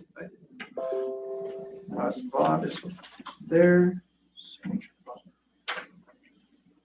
Addendum 1, addendum 2. Oh, yep, there it is. They're acknowledged. Yeah, they are acknowledged. Okay. All right. So pavement control surfaces, total bid of $474,232.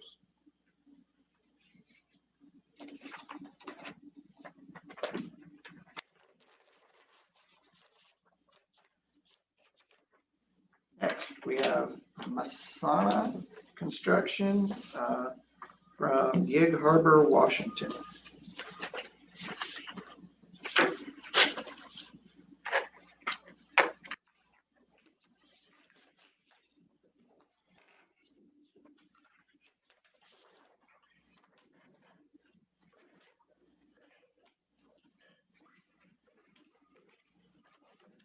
Been acknowledged. 2. Proposal bond is included. Total bid of $524,625.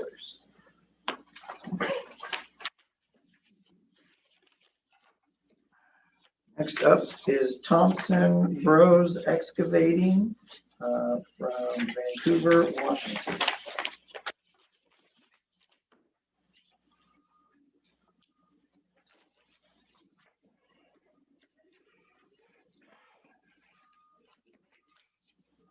The addendums have been acknowledged.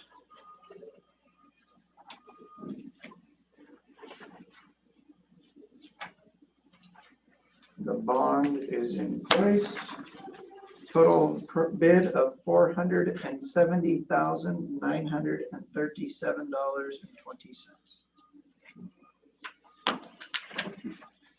We're gonna say they found 20 cents.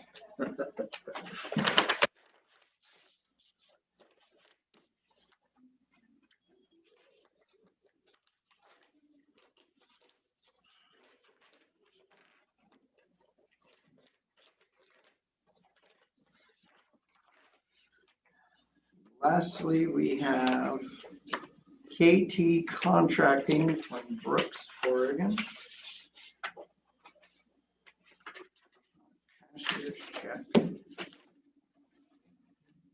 Hey, Brooks, Oregon. Brooks, Oregon. Proposal bond looks to be in place. They acknowledge number 1 and number 2. And theirs comes in as a total of $520,020.28.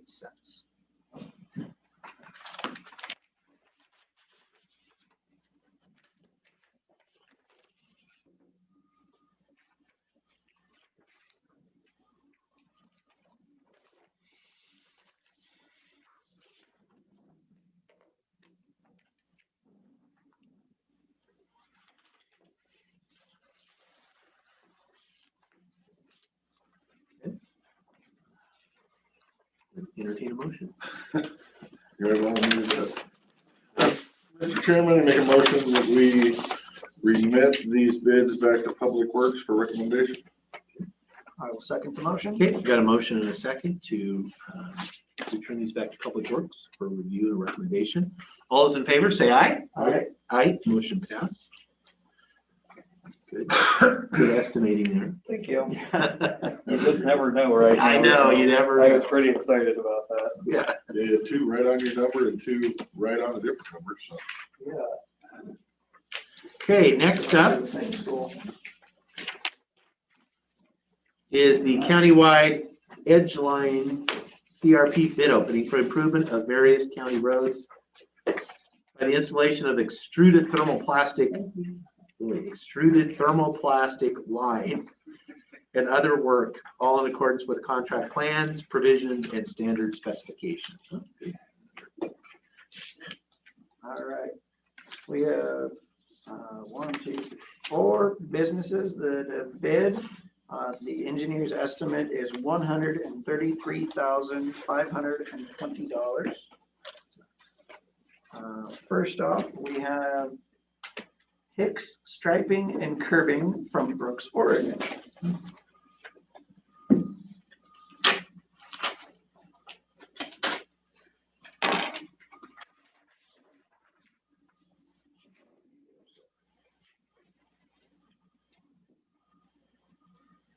The bond looks to be present. And we have, I don't look right. Total contract of $88,010.40. Could you read that again, just make sure? That's, I had to look. Total contract total of $88,010.40. Okay.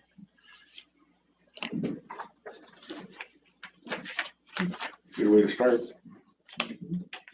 Gotta get the stuff to do it.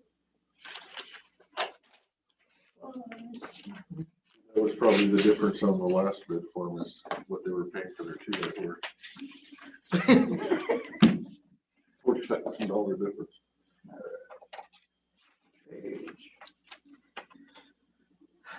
Oops. That's- Yeah. Who did you open? This is Specialized Pavement Markings, Walton, Oregon. The proposal bond looks to be in place.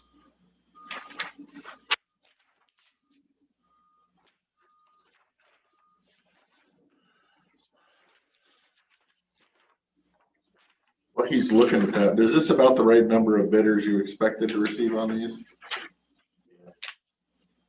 There it is.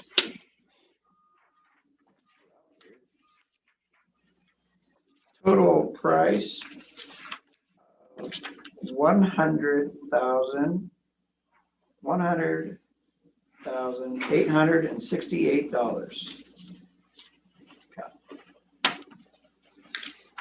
The pages were all messed up. Next up, we have pavement surface control out of Kennewick, Washington.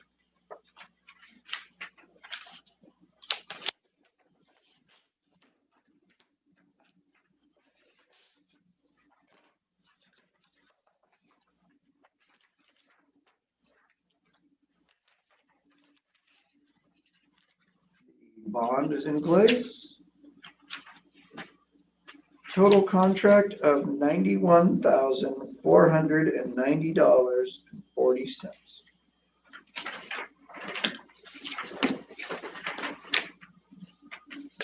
And finally, we have Apply a Line LLC from Pacific, Washington.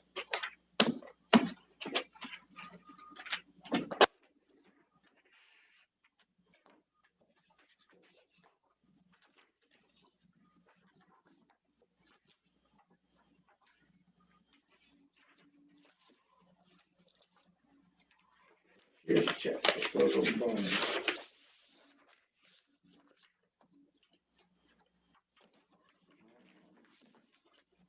I don't see any signatures. Okay, I guess they can't submit a cashier's check. Is it 5 or 10%? There is a cashier's check. That is the bond. Yes, there was one of the other ones that I just gave back, I guess. Yeah, but I'm not seeing the cashier's check. Oh. Good thing I didn't throw that out. Okay, cashier's check of $6,500. Yeah, I should watch what I'm passing. Total contract value is $128,978.40.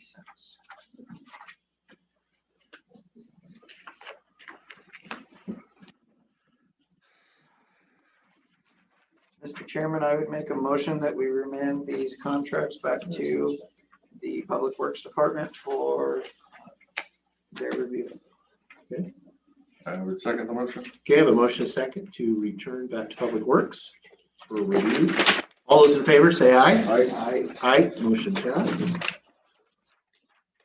Same thing, good estimating.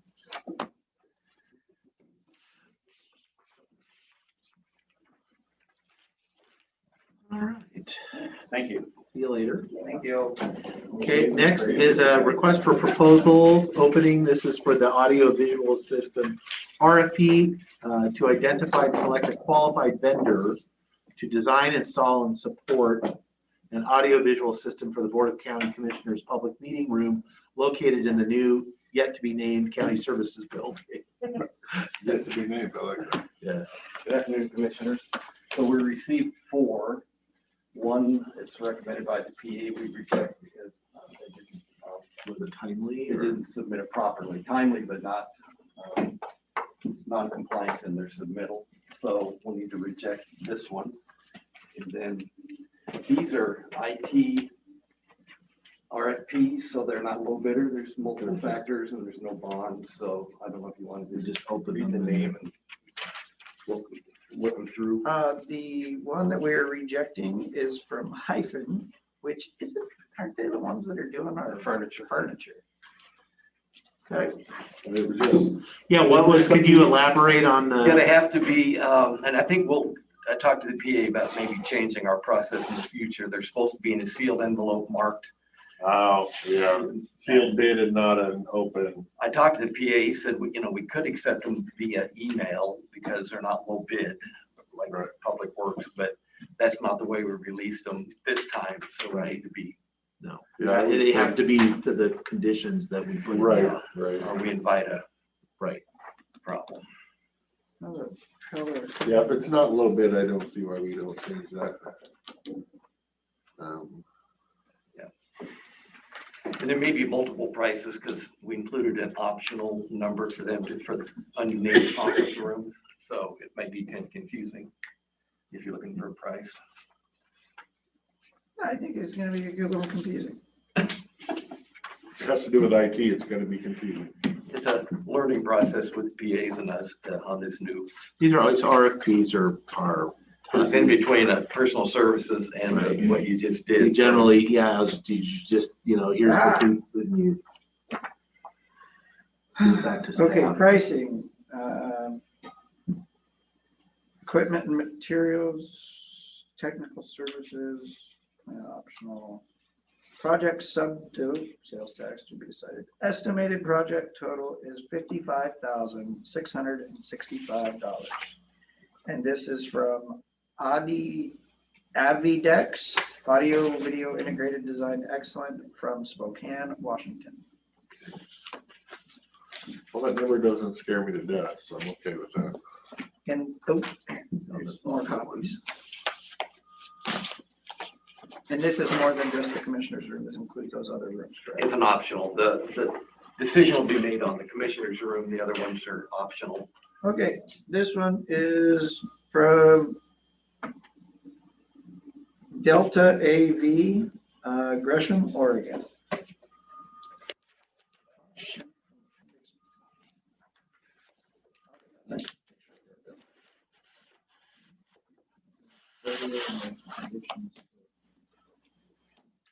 Yet to be named.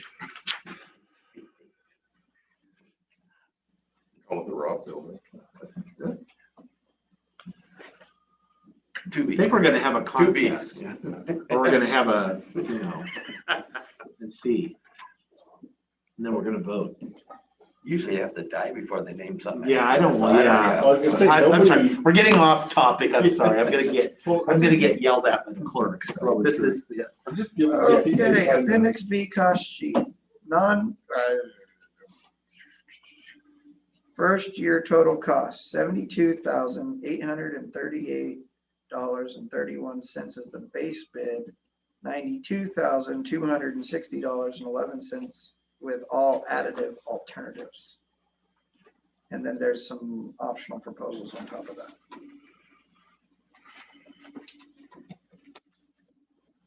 Is this just the commissioner's room, or are we doing the Yeah. other meeting rooms too?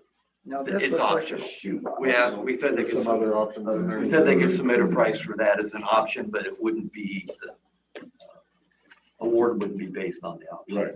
Yeah.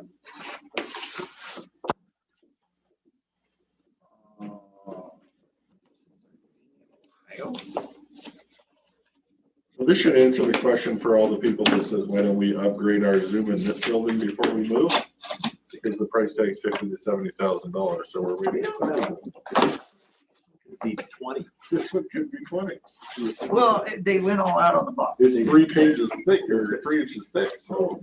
I think it's more than 20. Oh, well, this is from Justice AV Solutions from Louisville, Kentucky. And they actually put a sheet that says cost. Non-reoccurring charges, $50,255.07 for the grand total for the equipment and labor. Detailed prices are found in this section. Monthly charges. JAVS does not have monthly charges. First year total cost is $50,255.07. And then there's an annual cost for second year option for preventative maintenance contract for $5,510. And then there's some optional proposals for Polycom 30, Polycom X50. I like their organization, I can say that much from here. It's a lot of paper. And then you can, looks like you can pick and choose. Pretty. Did you pass the one we're not accepting? I can. I don't know if we need to give that back to Rob for the record, Yeah, we should. as opposed to the trash. Shouldn't even look at it. But with that, let me just verify that over in my file. With that, I would make a motion that we resubmit these to IT for recommendation, review and recommendation. With your scissors. Second the motion with the scissors. I have a motion and a second to return these to the IT department for review and recommendation. Any discussion? Hearing none, all those in favor say aye. Aye. Aye, motion passed. Thank you, Commissioner. Thank you. Thank you. And Rob, Yes, sir. I didn't get a chance to look at those real in depth, but would you mind trying to loop me in on some of that conversation? Yeah, Jeff and I'll take a look at it, and since you and Lee helped put the RFP together, we can share them with you. Thank you. Okay.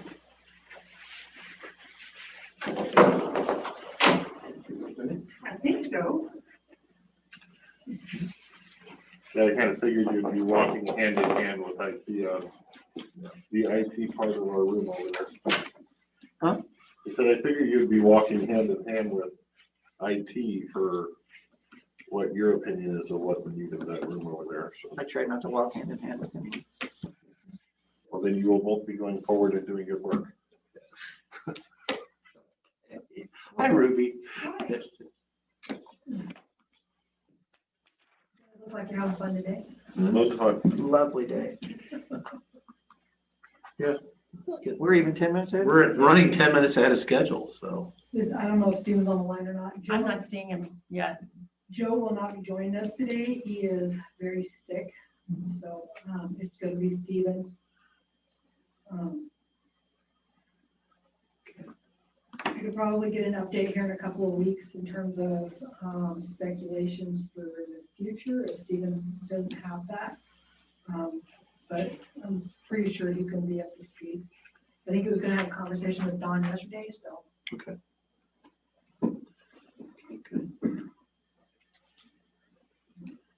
And I'm sorry, I have to ask. It's a public meeting. You're certainly welcome, but I was, It's my understanding that at 2 o'clock, you'll be taking some testimony regarding the future plans for solar? no. Whoops. No? Next week.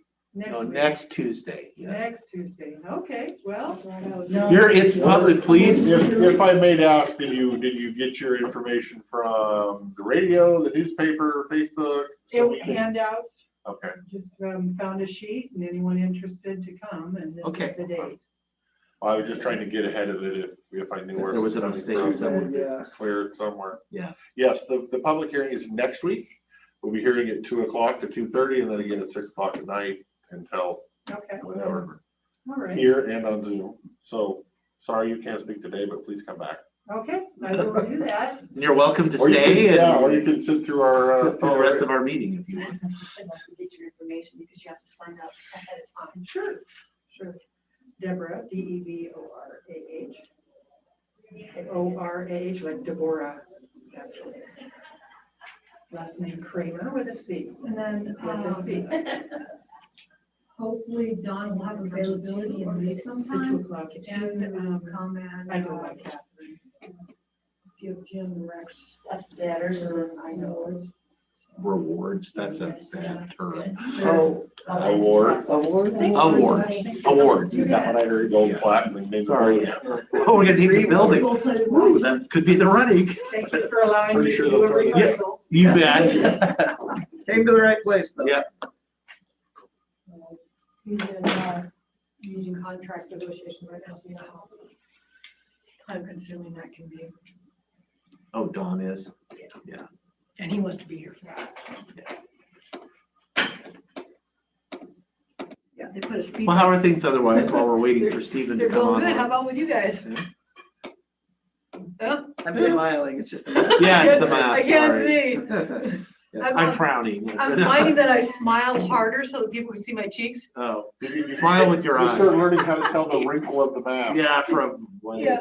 yeah, I'll be glad to I move on from that. I walk past people that I think I know who they are, and it's not them, but I'm not good at recognizing this part of people. No. Yeah. Well, hearing for me kind of gets a little difficult too, because I've relied on lips for so long. Yeah, you really don't realize how much information you pick up from seeing people's face. Yeah. That's right. Where I've made some mistakes, where it's like, oh, you were being serious. Yeah. Oh, oops. Well, that, and the same thing, for the hearing impaired, for people who can't hear, and they've been Mhm. reading lips for 50 Yeah. years. Yeah. Now you're really lost. Now you're really, yeah. I tune out in a lot of conversations anyway, so I'm really skilled at being able to pretend like I'm involved. What? So. Less skilled. He'll get up to speed here in a couple of years. Maybe set up a little some tutoring, maybe. You just gotta nod your head. Say yeah. No, that's the, yeah, trick you learn when you know you should know somebody's name and you can't, so then you're hoping to glean it from the conversation. I will never have that. I used to be great with names and now I am absolutely horrible with that. Memory's great, names not so much anymore. So Centerville School District yesterday did their Earth Day litter pickup. And we were much more involved this year than we've been involved, I think, any other year. Michelle really enjoyed it out there and watching the kids do what they were doing, and they picked up a bunch of Do you know who was responsible for hauling away all the boxes and garbage from the tip Dower truck down on 14? I do not. Because I almost called the sheriff on them. If I would have had the non-emergency number, I'd have called the sheriff on them. I followed them from that scene all the way home up Centerville Highway and stopping every, I don't know, mile and a half to pick up the cardboard box. I didn't even hear anything about it. It wasn't, they had some pallets sitting on top. My wife was behind me in her truck. We both showed up to the house with vehicles full of cardboard. Yeah. Because I swear half of it was just. That was from that constantly rolling out. accident down on 14. Yeah, they were hauling it away, but they didn't have it tied down. They didn't have it strapped, Yeah, so- covered, anything. We're coming up on a secure your load, the beginning of the Really Hard campaign. And we're going to be setting up places where people can pick up cargo nets and be involved in that program. But at some point, we really need to start looking at really implementing our ordinance again. And then getting the transfer stations to kind of buy in on that, because it's just becoming I mean, there's, everywhere. I get it when things are horrible. heavy or one thing blows out here or there, still bad, but this one, I mean, the guy's just, you can tell he's looking in his rearview mirror and following Yeah. right close as things are falling out and skidding Yeah. across the road. Well, and a lot of that's been going on here lately, where there's bags on the road because people aren't tying their loads down, securing their load. It was probably half pickup load full of cardboard. Yeah. by the time it was done. But the amount of garbage that they picked up was just enormous, so. I give him a little bit of break, but it was still, by the time I'm going through the switchbacks and High Prairie and about ready to pick up the phone, I didn't have phone reception. I was about had enough. No, still not seeing Stephen. So, did Mr. Kinsella get a chance to? We chatted for a bit.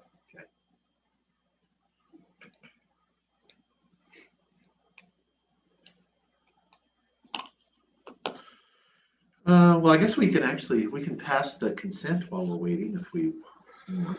We We can could. get out of order. And Everything seemed fine to me. Would you want discussion before I make a motion or discussion when we normally would have discussion after the motion? We can do that. Let's do it the regular way. Mr. Chairman, I make a motion that we accept the consent agenda. Let me find the number with all 11 items, and I do wish discussion. I will second the motion. You have a motion and a second on the consent agenda. Discussion. Item number 2, lease agreement, Columbia River Gorge Airport. You don't need to look it up.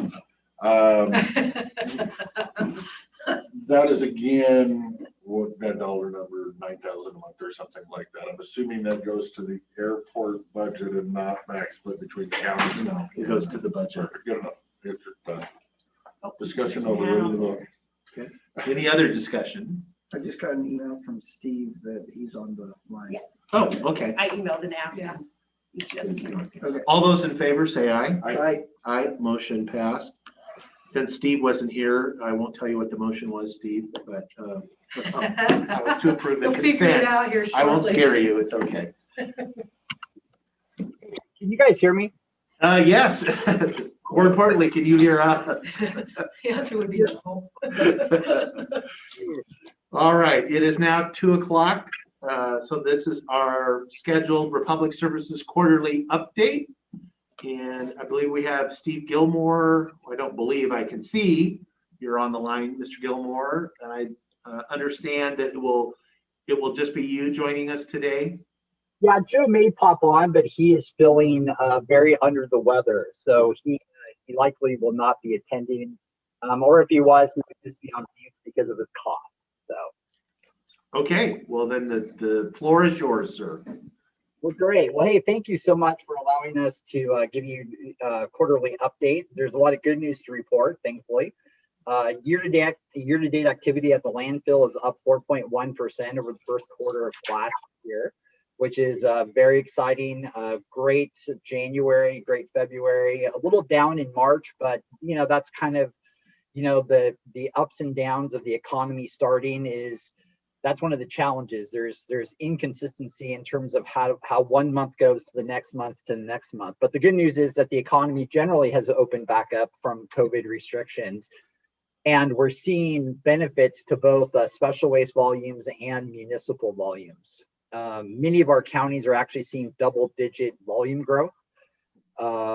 Generally, because of how big Snohomish County is, the overall year-to-date uptick for our municipal customers is 5.3%. But many counties, such as Mason County, is pushing 25%. Jefferson is pushing 11%. As tourists come back into those communities, that's having an impact on solid waste and their local economy. So that's a good thing for us, for sure, from a solid waste standpoint. And as we see additional, once the economy goes back to full, opens fully, we're hopeful that maybe we even see a larger year-to-date increase towards the end of the year. So we're keeping our fingers crossed on that front. Last year, we did work with Mason and Thurston counties regarding a flow control ordinance. And like I said, Mason County, that 25% is not entirely based on just growth in their economy, but it also has to do with the flow control ordinance that we helped them pass in the first part of the year. This will be our first full year of implementation of flow control, and already they're seeing a 25% uptick. We anticipate that probably 15 to 16% of that is probably from flow control, while 10% is just organic growth in the economy. So that's a really exciting position to be in. We also worked with Thurston County at the end of last year on a flow control ordinance, and they passed it, I think, in November of last year, maybe the 1st of December. And the county believes that there's between 16 to 25,000 additional tons within Thurston counties that could be shifted back to their system. So, that's a lot of volume, and we're working with them where possible to identify where potential leakage is happening. We have identified one site in particular, and the county has identified the fact that they're going to send a letter to that facility to ensure that waste stream is going to go through the county system. We probably, in that facility alone, could be 10 to 12,000 tons of material. So that's a good opportunity for us to kind of grow the contract organically through just closing up leaks in the county system. The landfill also benefited from a couple of large construction projects that, because we had such a mild winter, we saw a lot of project work in January, February, and you see that, and I think in the reports that probably Ruby has shared with you. So that's unusual for the first quarter of the year. Generally, the project work happens in the second and third quarters simply because of weather issues, spring and summer months. So, we're hopeful that, there's a lot of jobs in the pipeline. We're hopeful that will, they'll all move forward and we'll hit all of our goals as it relates to special waste and C&D and stuff from the Seattle metro market. So that's exciting. I think there's a lot of upside for us there for sure. And, Don and Joe have talked to you guys before regarding the Canadian market. It's currently in a little bit of a flux. Their economy has not opened up as fast as ours. There's still a lot of limitations. Plus, we also have a headwind currently with the exchange rate. So what's currently happening is some of our ongoing customers have shifted some of their volumes to other places, other landfills. Plus also the loss of Whistler. This will be the first full year that we'll see that impact going to Campbell Hill. But our team is in constant communications with new customers. Actually, we've had just in the last month 4 or 5 new potential customers pop up. So that's a good thing. Plus also they're engaging with existing or customers that have shifted their volumes to make sure that we can get that back once the headwind from the exchange rate mitigates a bit. Plus, as the economy opens up, I think that will provide the haulers a little bit more confidence that exchange rate won't impact them as much, and that they can actually depend on their, the economics of the economy in BC to actually move material back to us. So that's, really in flux at this point. In terms of some business opportunities, you folks are well aware of Thurston County. They're reviewing currently 3 responses as part of their RFP response. And they're likely going to give a recommendation to the Board of County Commissioners in mid-July. They want to wrap up their evaluations by the end of May, with some additional communications to the Board of Commissioners and others prior to making the full recommendation in mid-July. So I'm pretty sure that Ruby has communicated the opportunity that popped up regarding Port Angeles. Port Angeles issued an RFQ. They actually fired Waste Connections from their transfer station over some contractual disagreements and some other things. Currently, Waste Connections is taking approximately 52,000 tons a year to Wasco from Clallam County. This is a unique situation because Port Angeles actually holds the contract for disposal, which in most cases, it's the county that holds that contract. So we were communicated with them actually today, and we're going to start having some conversations with them about a potential transportation and disposal contract, which would likely start in October. So that's good and exciting news. Because they issued an RFQ, they do have the ability to communicate with other competitors as well. So that might be, we may not know anything for several weeks just based on that process. And then the last thing I kind of wanted to let you folks know about, we updated you the last time, I believe, regarding the cap and trade legislation and the clean air rule. So the legislature actually did wrap up legislative session wrapped up this weekend. There was some good and bad news on the cap and trade bill. The good news is that landfills are included in the legislation. However, ones that collect 75% of the gas plus generate either electricity or RNG are basically exempted from the legislation. It is possible that the legislature could tackle that issue again down the road, but at this point, we don't believe they will, based on what we've heard from key legislative leaders. This is really good news because it at least puts us on a level playing field from a regulatory perspective from our competitors across the river. Generally, the Oregon legislation that has been reviewed basically exempts those landfills entirely. Actually, not exempts them, just kind of ignores them. So the fact that we have the gas collection system, we have the partnership with the PUD, I think we're well positioned to basically be exempted from that legislation as it goes fully implemented in 2031 for landfills.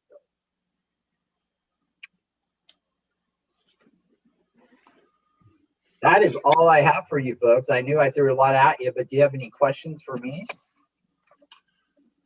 Questions for Steve? So Thurston opened the packages, Yes, and where did we come in that? we don't know. We have no idea. Well, I'm assuming we won't know until. Yeah, so it wasn't like a typical public works bid opening because it's an RFP process that it's basically a closed opening. So they're working through an evaluation process with a multitude of parties. The cities are playing a large role. The Port of Olympia is playing a role. Of course, county staff is playing a role. So, they anticipate wrapping up their evaluation by the end of May, and then move forward with a full recommendation mid-July to the board. And when did you say we'd hear something about Port Townsend? It may not be for weeks. I mean, there's possible that we may not even be able to hear anything until maybe even as late as the summer. My guess is that based on what we've heard from city staff is that they would like to have a contract in place sooner rather than later.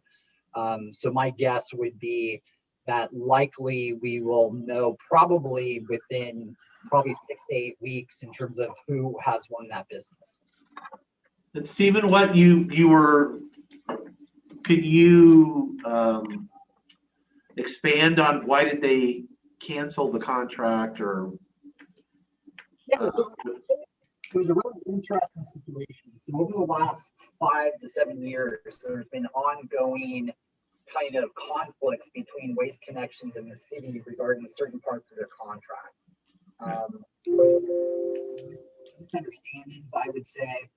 The city believed that they were interpreting the contract, of course, correctly, while the company didn't feel that they were. So late last year, Waste Connections filed a lawsuit against the city. I believe it was $4.8 million to basically make themselves whole based on what they viewed as contract violations by the party. So I believe that the city kind of looked at that situation. They have an opt-out opportunity within their contract. And instead of actually just trying to work out the details and the differences between the two parties, they ultimately decided that they wanted to give notice and actually take over operations of their transfer stations. So it's very unusual. These opt-outs hardly ever are utilized simply because once a company has made an investment into those, it's usually in both parties' best interest to actually figure these things out and work them out. But in this particular case, I think the city just said, well, we can do it ourselves for probably less money, and we're just going to pull the trigger and make that change. Okay. Like I said, this was very unusual. We had anticipated that some sort of resolution would happen to the lawsuit in the summer months because they were in they were in mediation as well as actually filing a lawsuit. But that lawsuit is still pending and ongoing. And I think this just makes, some sort of resolution on that front even more challenging because the two parties are not really willing to talk to each other. Okay. Any other questions?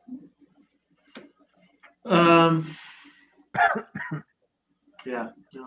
Hi, Joe. Oh, is that Hey, guys. Joe? Are you on the line? Yeah, I apologize. I have COVID. I got COVID, guys, so I'm coughing a lot. Other than that, you doing okay, sir?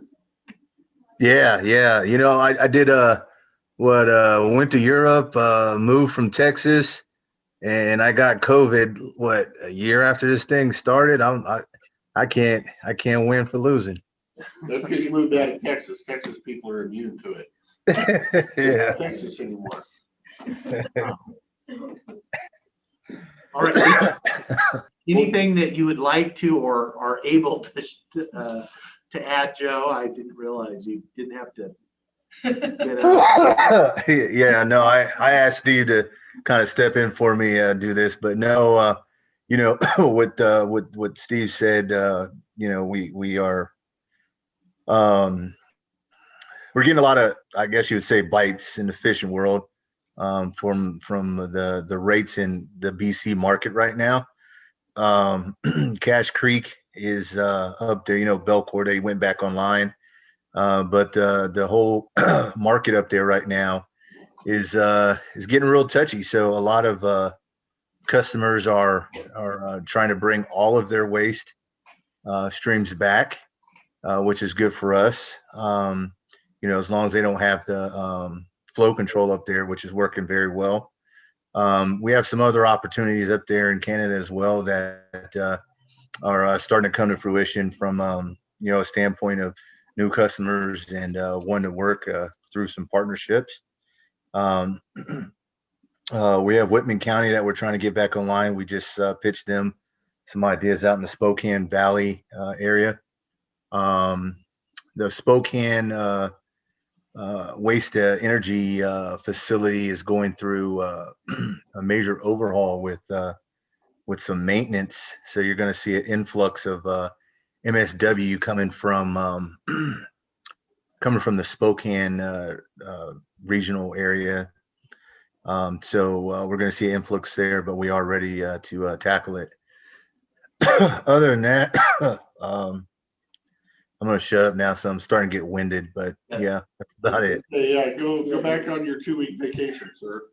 Yeah, I wish. Hey, I'm not going to lie, man. At first I was like, come on, it ain't that bad, but man, hey. And I can tell you, Joe has not been on any vacation. He's been working through this thing like a madman. So we're lucky to have him. Wow. All right. Well, take care of yourself, Joe. Don't, I'll give you another week and then I'll be calling. yeah, no, you leave him alone. I gotta get him down. I heard a good Right, cue. folks, well, thank you so much. And if you need anything else in terms of follow up, just let Ruby know. And I talk to Ruby a couple times a week. So if you need anything else, let me know. Okay. All right. All right. Thanks, Steve. Thanks, Joe. Bye-bye. Bye now. All right, guys. Look at that, you got it still early.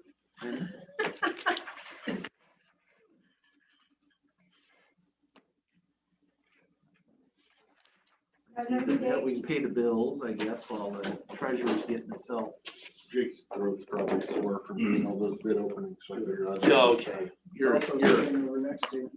Well, you gotta sign it, so I usually hand it your way, and then it can come back here to go in the deal. Anyway, Mr. Chairman, I make a motion that we pay the accounts payable warrants in the amount of $161,181.70, and the payroll benefit warrants in the amount of $1,063,810.71 for the date ending April 16th, 2021. Second. Okay, a motion and a second to pay the bills. Any discussion? Hearing none, all those in favor say aye. Aye. Aye, motion passed.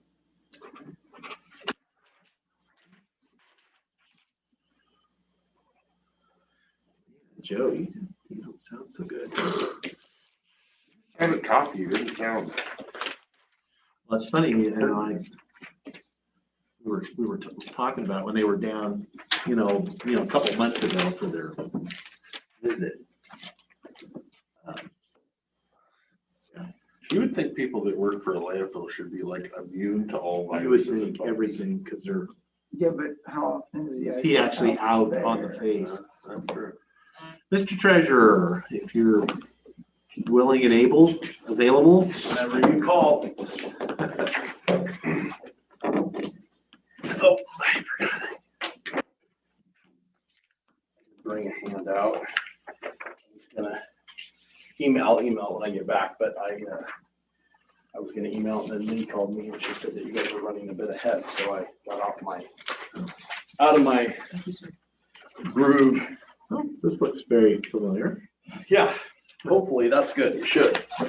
And it's kind of timely. I was like, oh, I didn't realize that you had a landfill update and everything. So anyway, get my mask and my glasses situated. So the treasurer's office, we are open from 9 o'clock until 4:30. We're working through lunch now. We didn't open up during lunch right away because we actually had 2 people that had never worked in our office with an open counter. So we wanted to make sure everybody kind of got into the fact of having people in there before we just left people to Figure it out. that were like, yeah, even though they would have probably been fine, but just kind of working through actually going through the process. So we're open till 4:30 and everything seems to be working well on that front. Finance committee meeting on Friday. Our main topic of discussion, and we spent most of our time on this, was the landfill allocation, and I brought that to you guys today. And I thought that was what we would spend most of our time here. I have some other things, but in general, the payment that we are booking for April is the one in the column deposit, which is Q1. So we're getting that. It is allocated out according to those pieces down there. The amount was $2.25 million. We had budgeted 2.6. So if you do the math, we're at a negative about 412 compared to budget. Again, that's compared to budget. So, and at the bottom, I did put in some numbers. If we were to get a $2.5 million payment for the next two, where that would be at. So this is where things are kind of starting. It's hard when you're on your first quarter because you don't really know where the other two are coming, or three. Then you get to two. Now we're down to two. So things are kind of firming up a little bit. We'll have our next payment in July, and things will start to kind of start to be able to figure out where we're going to be at and where we're going to be short. I think at this point in time, like we anticipated, we're about $1 million short, but in the past history, the next two payments have tended to be fairly good payments. So we'll see and hope that it will exceed and we'll minimize that amount and go from there, but we don't know. Well, I guess that was going to be my question, is it looks like that fourth quarter payment is a nice one. Is that traditionally a nice one on the? That's just where the amount that we were, with the 9.5 that we had from previous and adding in the debt, it all kind of ended up in the fourth. I mean, and that's really where the decision making is going to come into play, I guess, at that point in time. So that was how it got put out there. And again, I think as we go through the budgeting process this next year and we put this together and we're all here together working through it, we can kind of get that however you guys want to see it. But this is just kind of continuing on the path. This document was created by Glenn and I've just kind of used it since it's been the same. We brought it multiple times, so it's not changed per se. So it's nice to have it. It's a consistent way to look at the same information. So are there any specific questions? We spent some time talking about one of the pieces is, there is two down a third of the way. There's 300,000 and 250,000 that are going back into a cumulative reserve to pay back the radio debt and the emergency. So the 250 that There is no radio debt. Don't or the call it radio that. payback, excuse me, the radio payback. Just for the global audience, there is no debt on radio. Yes.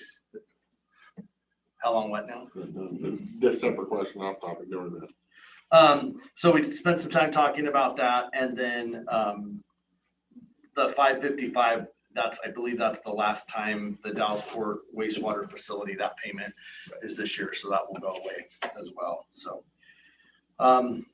if there's any other questions on there, let me know. If not, and I will email this to you all, so you at least have a soft copy of it. And for the record, the third quarter last year in 2020, or the payment that we would book, this second quarter payment last year, the one that comes in July, that was the one that was down the 1.8 million. So if you go to the bottom down there in the orange, it's 1.8. But the year before that, it was at 2.5, and the year before that was 2.3. So we'll see where the trend goes and go from there.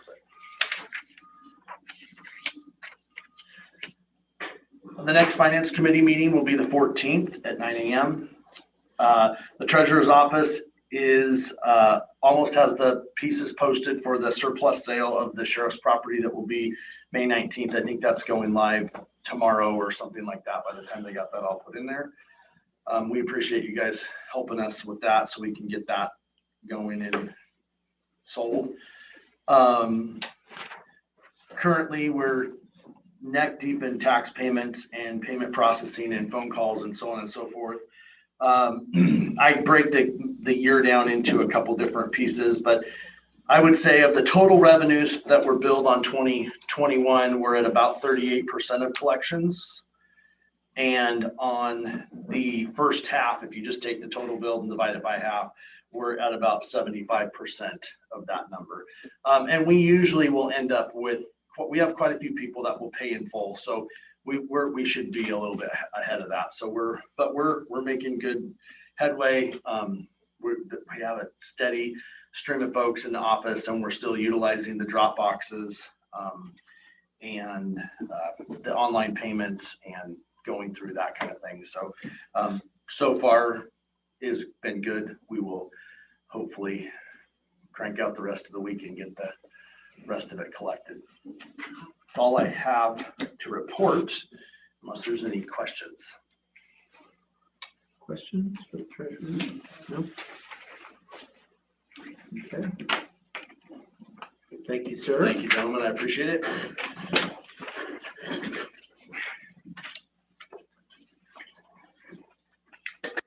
That Canadian market opened back up. Yeah, I guess, yeah.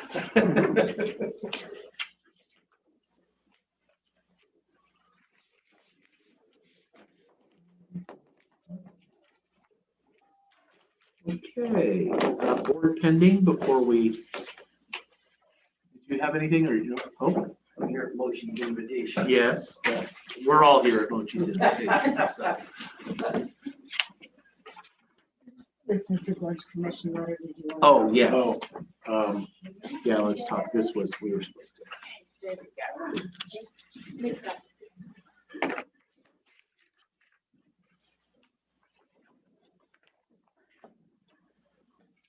Apparently our lunch conversation, which was not work, was relaying my personal views on scenic area legislation and its impacts on local folks over the last 30 years. So this is timely.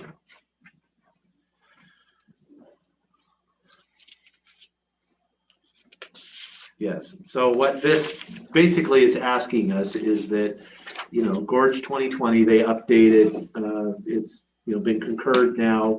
We are in that period of time where the Gorge counties have to amend their ordinances and adopt the new revisions. Obviously, we don't, if they choose to. And so this is the formal ask of, this is our opportunity if we wanted to adopt our own ordinances that reflect the new revised management plan. And so I think Mochi's here to get a. And I just want to make sure that you're aware of this, Right. because we do have a 60 days deadline that if we intend to adopt our own ordinance, we have to reply by May 25th. Right. But if we are going to continue with what we have, which is we do not have a scenic area ordinance, then no action is really required. So we're having this discussion to see if we're keeping status quo or if Right. we're changing because we have a new board. Right, we have a new board, so this is where the appropriate time, if we were going to consider, we have to answer by the 20. We don't obviously have to adopt new ordinances by the 25th of May, but we have to give them notice that we intend to adopt ordinances. I think, what is it like 270 days or some? Yes. That you have to actually have it updated. Well, for me, I would say that since I don't have any scenic area in District 3, I would have to rely on a good number of people that live within the scenic area of District 1 and 2 to tell me that they want us to change our ways. And I haven't heard that, so I'm not ready to change our ways yet. Commissioner Henderson? What does this thing say? A handful of patience.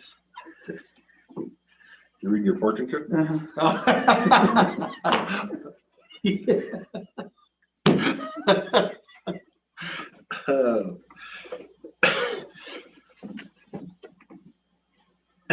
Okay.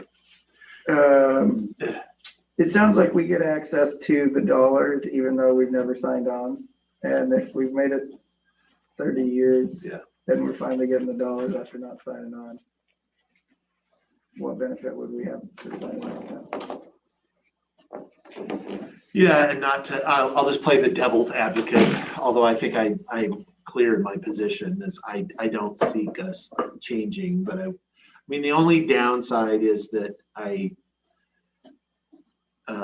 you know, we obviously have less control over processing of permits and more on the timeline of things as far as because they they manage that in White Salmon in that office. And that has been a frustration. We have tried many strategies to try to improve that.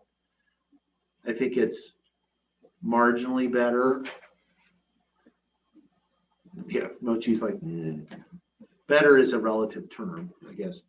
I will say I've seen it much worse than it is currently. How's that? So, yeah, I don't support, I support the status quo. I think all in all, it's a net benefit to the county and the citizens as far as the potential liability. It's unfortunate for those few scenic area residents. I think it can be a little more daunting for them because there's kind of two entities that they're dealing with. Although I'm really proud of how we kind of support our citizens when they're going through the scenic area process. And I would hope that we would continue to do that with future ones. Because I would also say that I'm not set in stone forever. Like I said, if a preponderance of the people that live inside the scenic area want me to change my opinion, I will change my opinion. But until that happens. I guess from talking with Skamania County and their commissioners and what their people have to go through, I would never want to put that on Mochi's shoulders where you're trying to do something good and then you have this voice over here saying, no, you can't do that. No, you can't do that. And so you end up having to do everything, not just twice, but then it's like, bring me a rock. No, bring me a different rock. And then the landowner is the one in the middle. At least this way, you're working directly with the people who are going to make the decision. And I think it's also probably good for the Gorge Commission to have to do that, at least in one of the counties where they see the results. The results, yeah.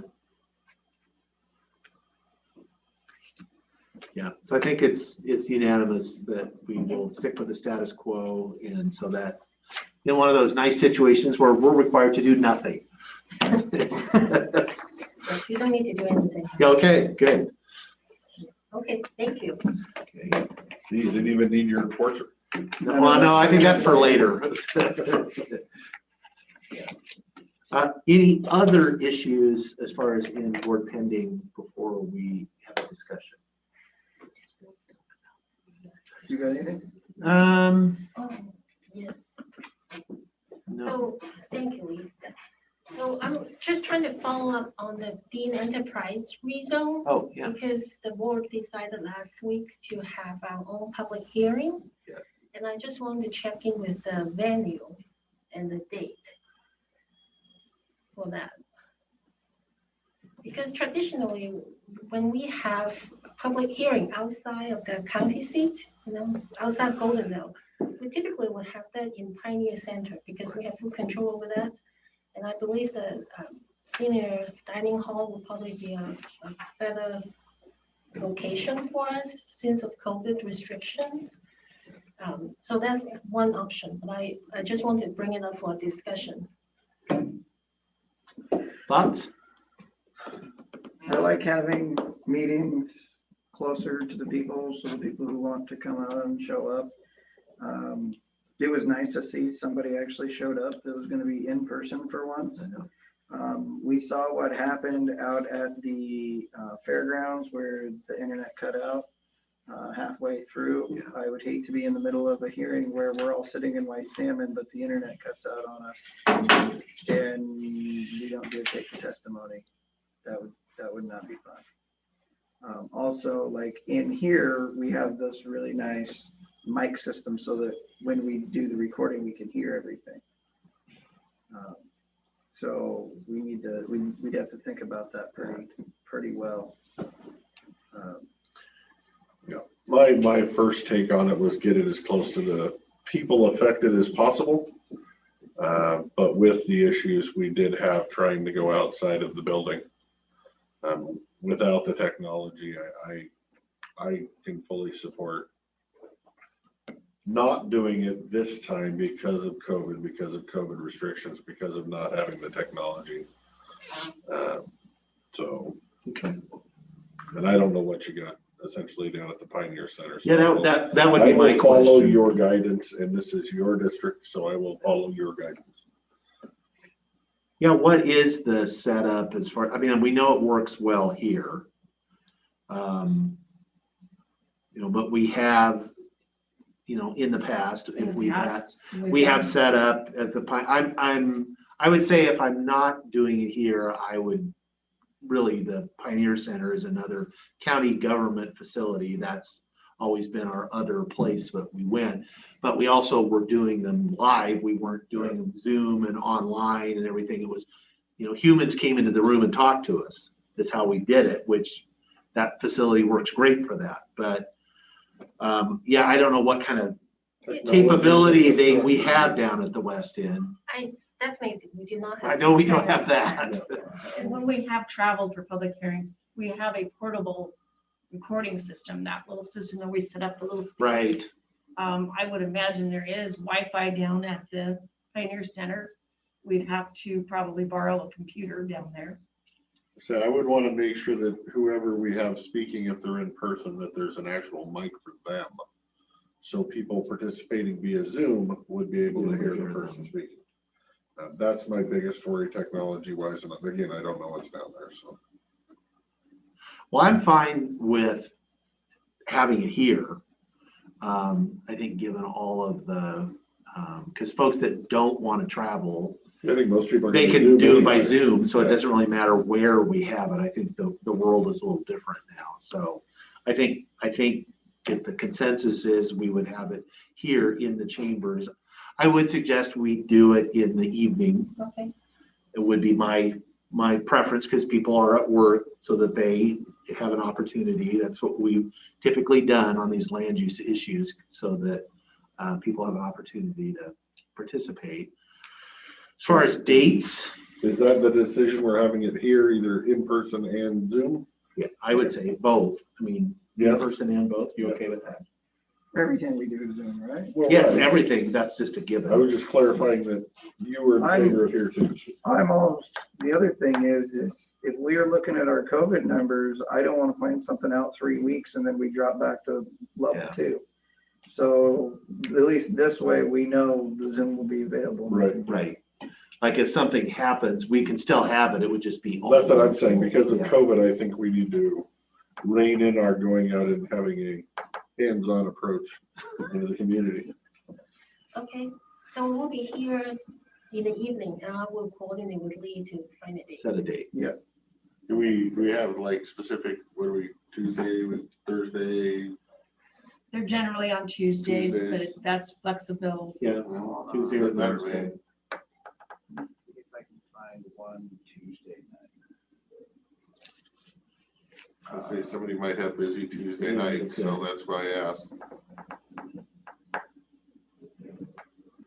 I'm a busy Wednesday night guy, so I'm off the.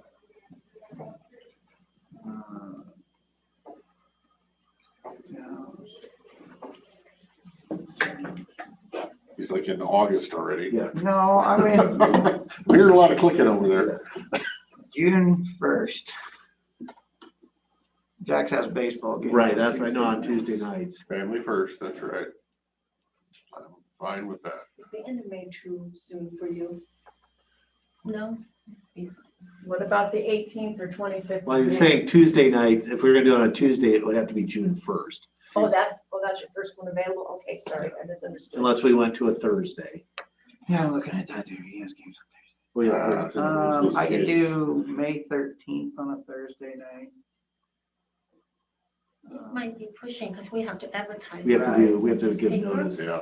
Yeah, so it's June 1st or June 3rd for me. Okay, so let's go with the first. Okay. Let's go there first. 6 p.m. is that 6 fine? p.m. Okay. Got it. And at this point, in person and Zoom, Okay. which Depending on COVID. hopefully by June, it's not rolled back to just Zoom only. Well, I heard we have one hospitalization now, so Ooh, that's two. we're 1/3 of the way there.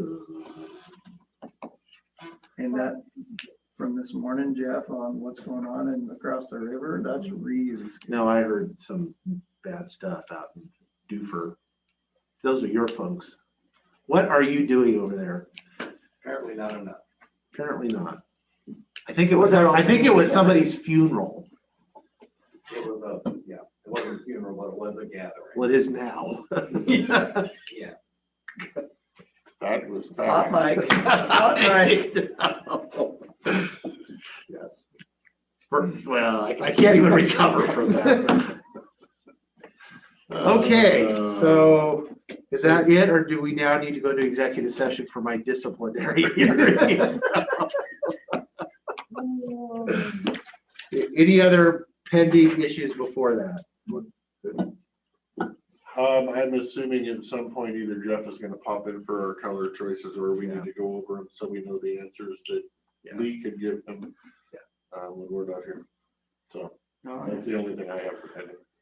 Okay, well, then barring that, then we will go into executive session in accordance with RCW 42.30.110.1 G to review the performance, discipline, and or qualifications of a public employee, starting with 15 minutes? 15 minutes.